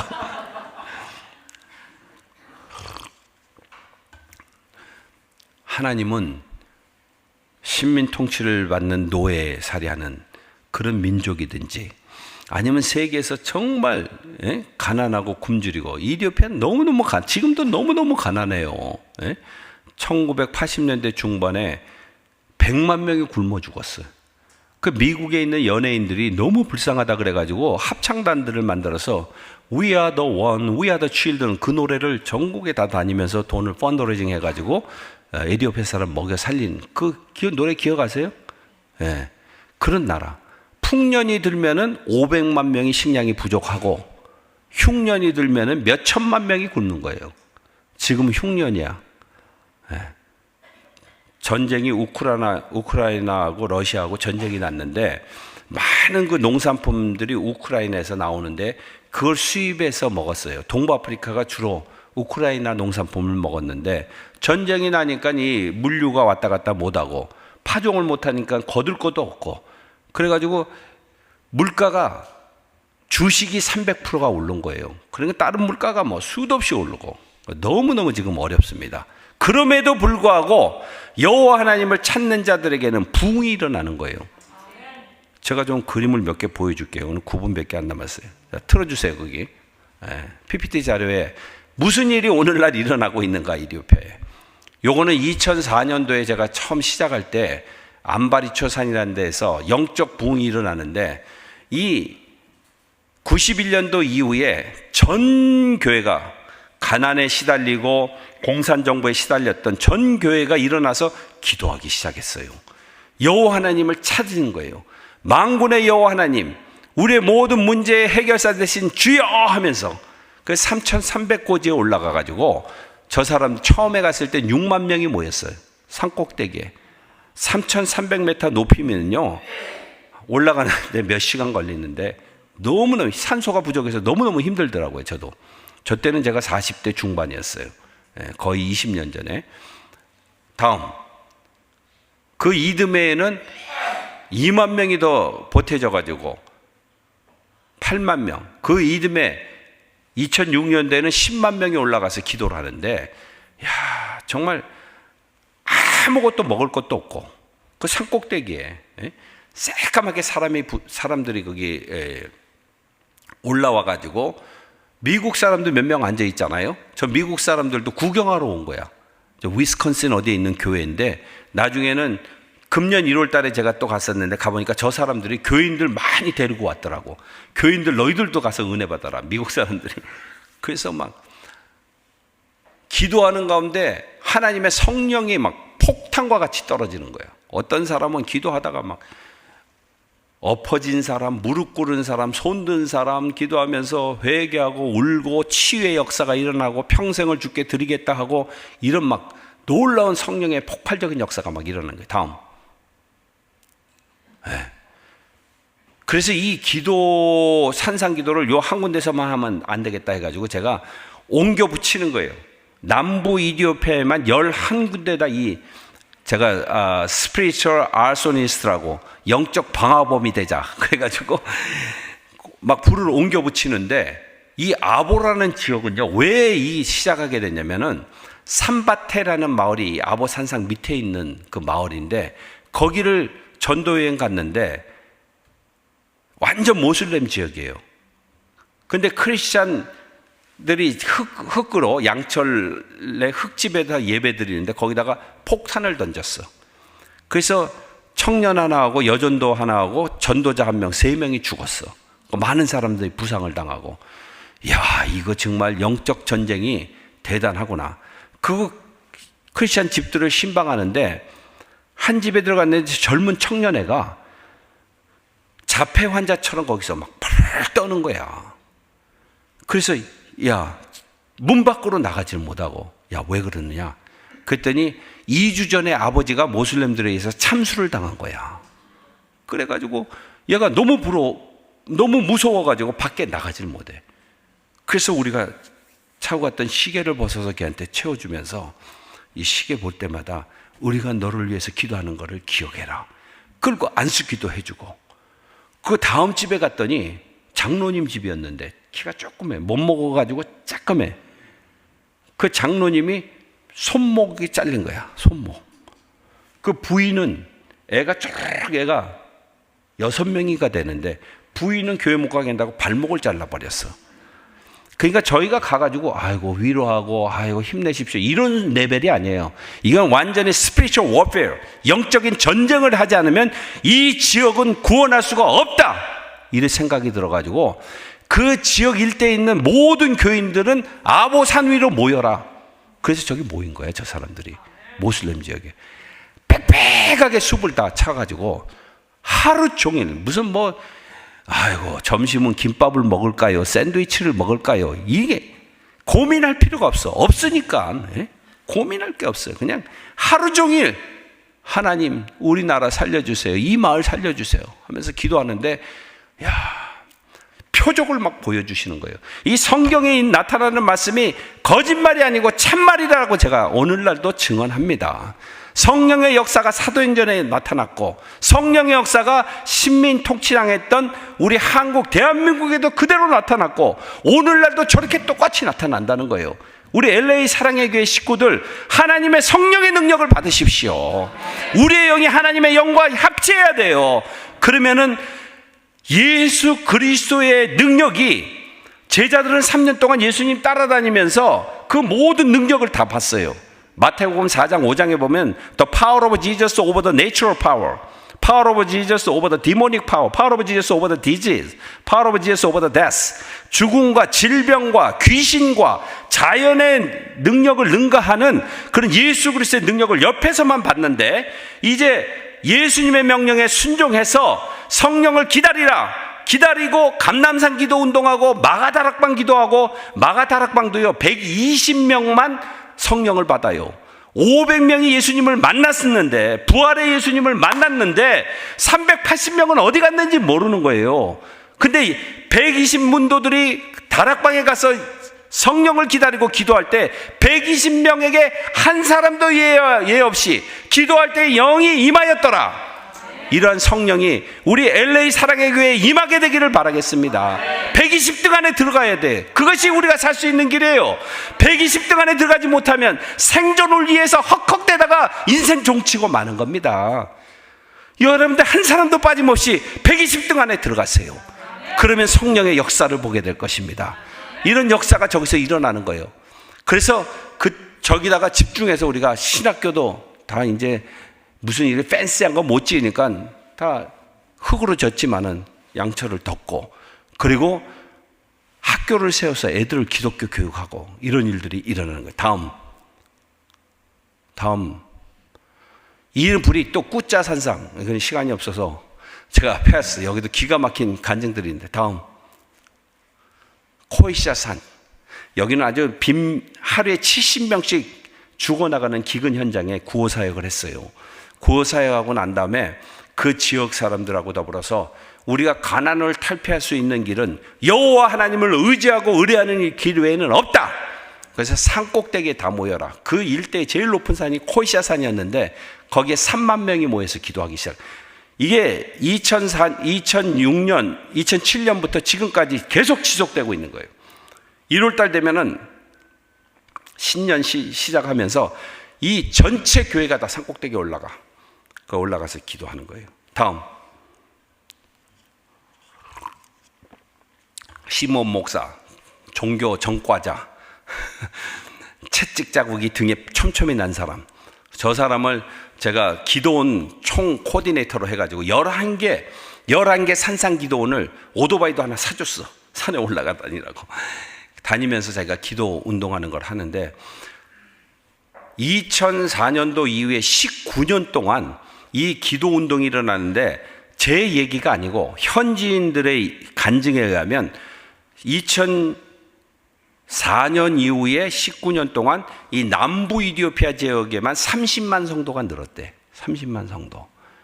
아유, 3명 전도하기도 힘든 상황인데 이건요, 성령의 역사는 우리의 생각, 우리의 행동하고는 레벨이 달라. 그렇기 때문에 우리 LA 사랑의 교회는 하나님의 성령의 역사를 기대하고 성령의 나에게 임하여 주시옵소서.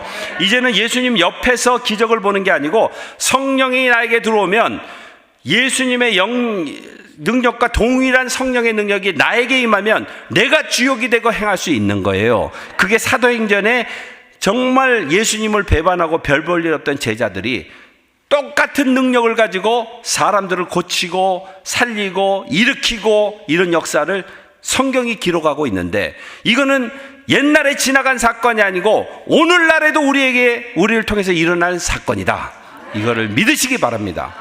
다음, 요거 1월 달에 따끈따끈한 거야. 1월 달에 제가 가서 이제는 한 20년 지나서 올라가니까 저 산꼭대기 3,300고지 올라가니까 손에 마비가 좀 오더라고. 그동안 777계단을 놨어요, 거기다. 그거 올라가고도 또 한참 막 미끄러지면서 올라가야 되는데 꼭대기 올라가니까 요 현장 한번 보세요. 요거 보고.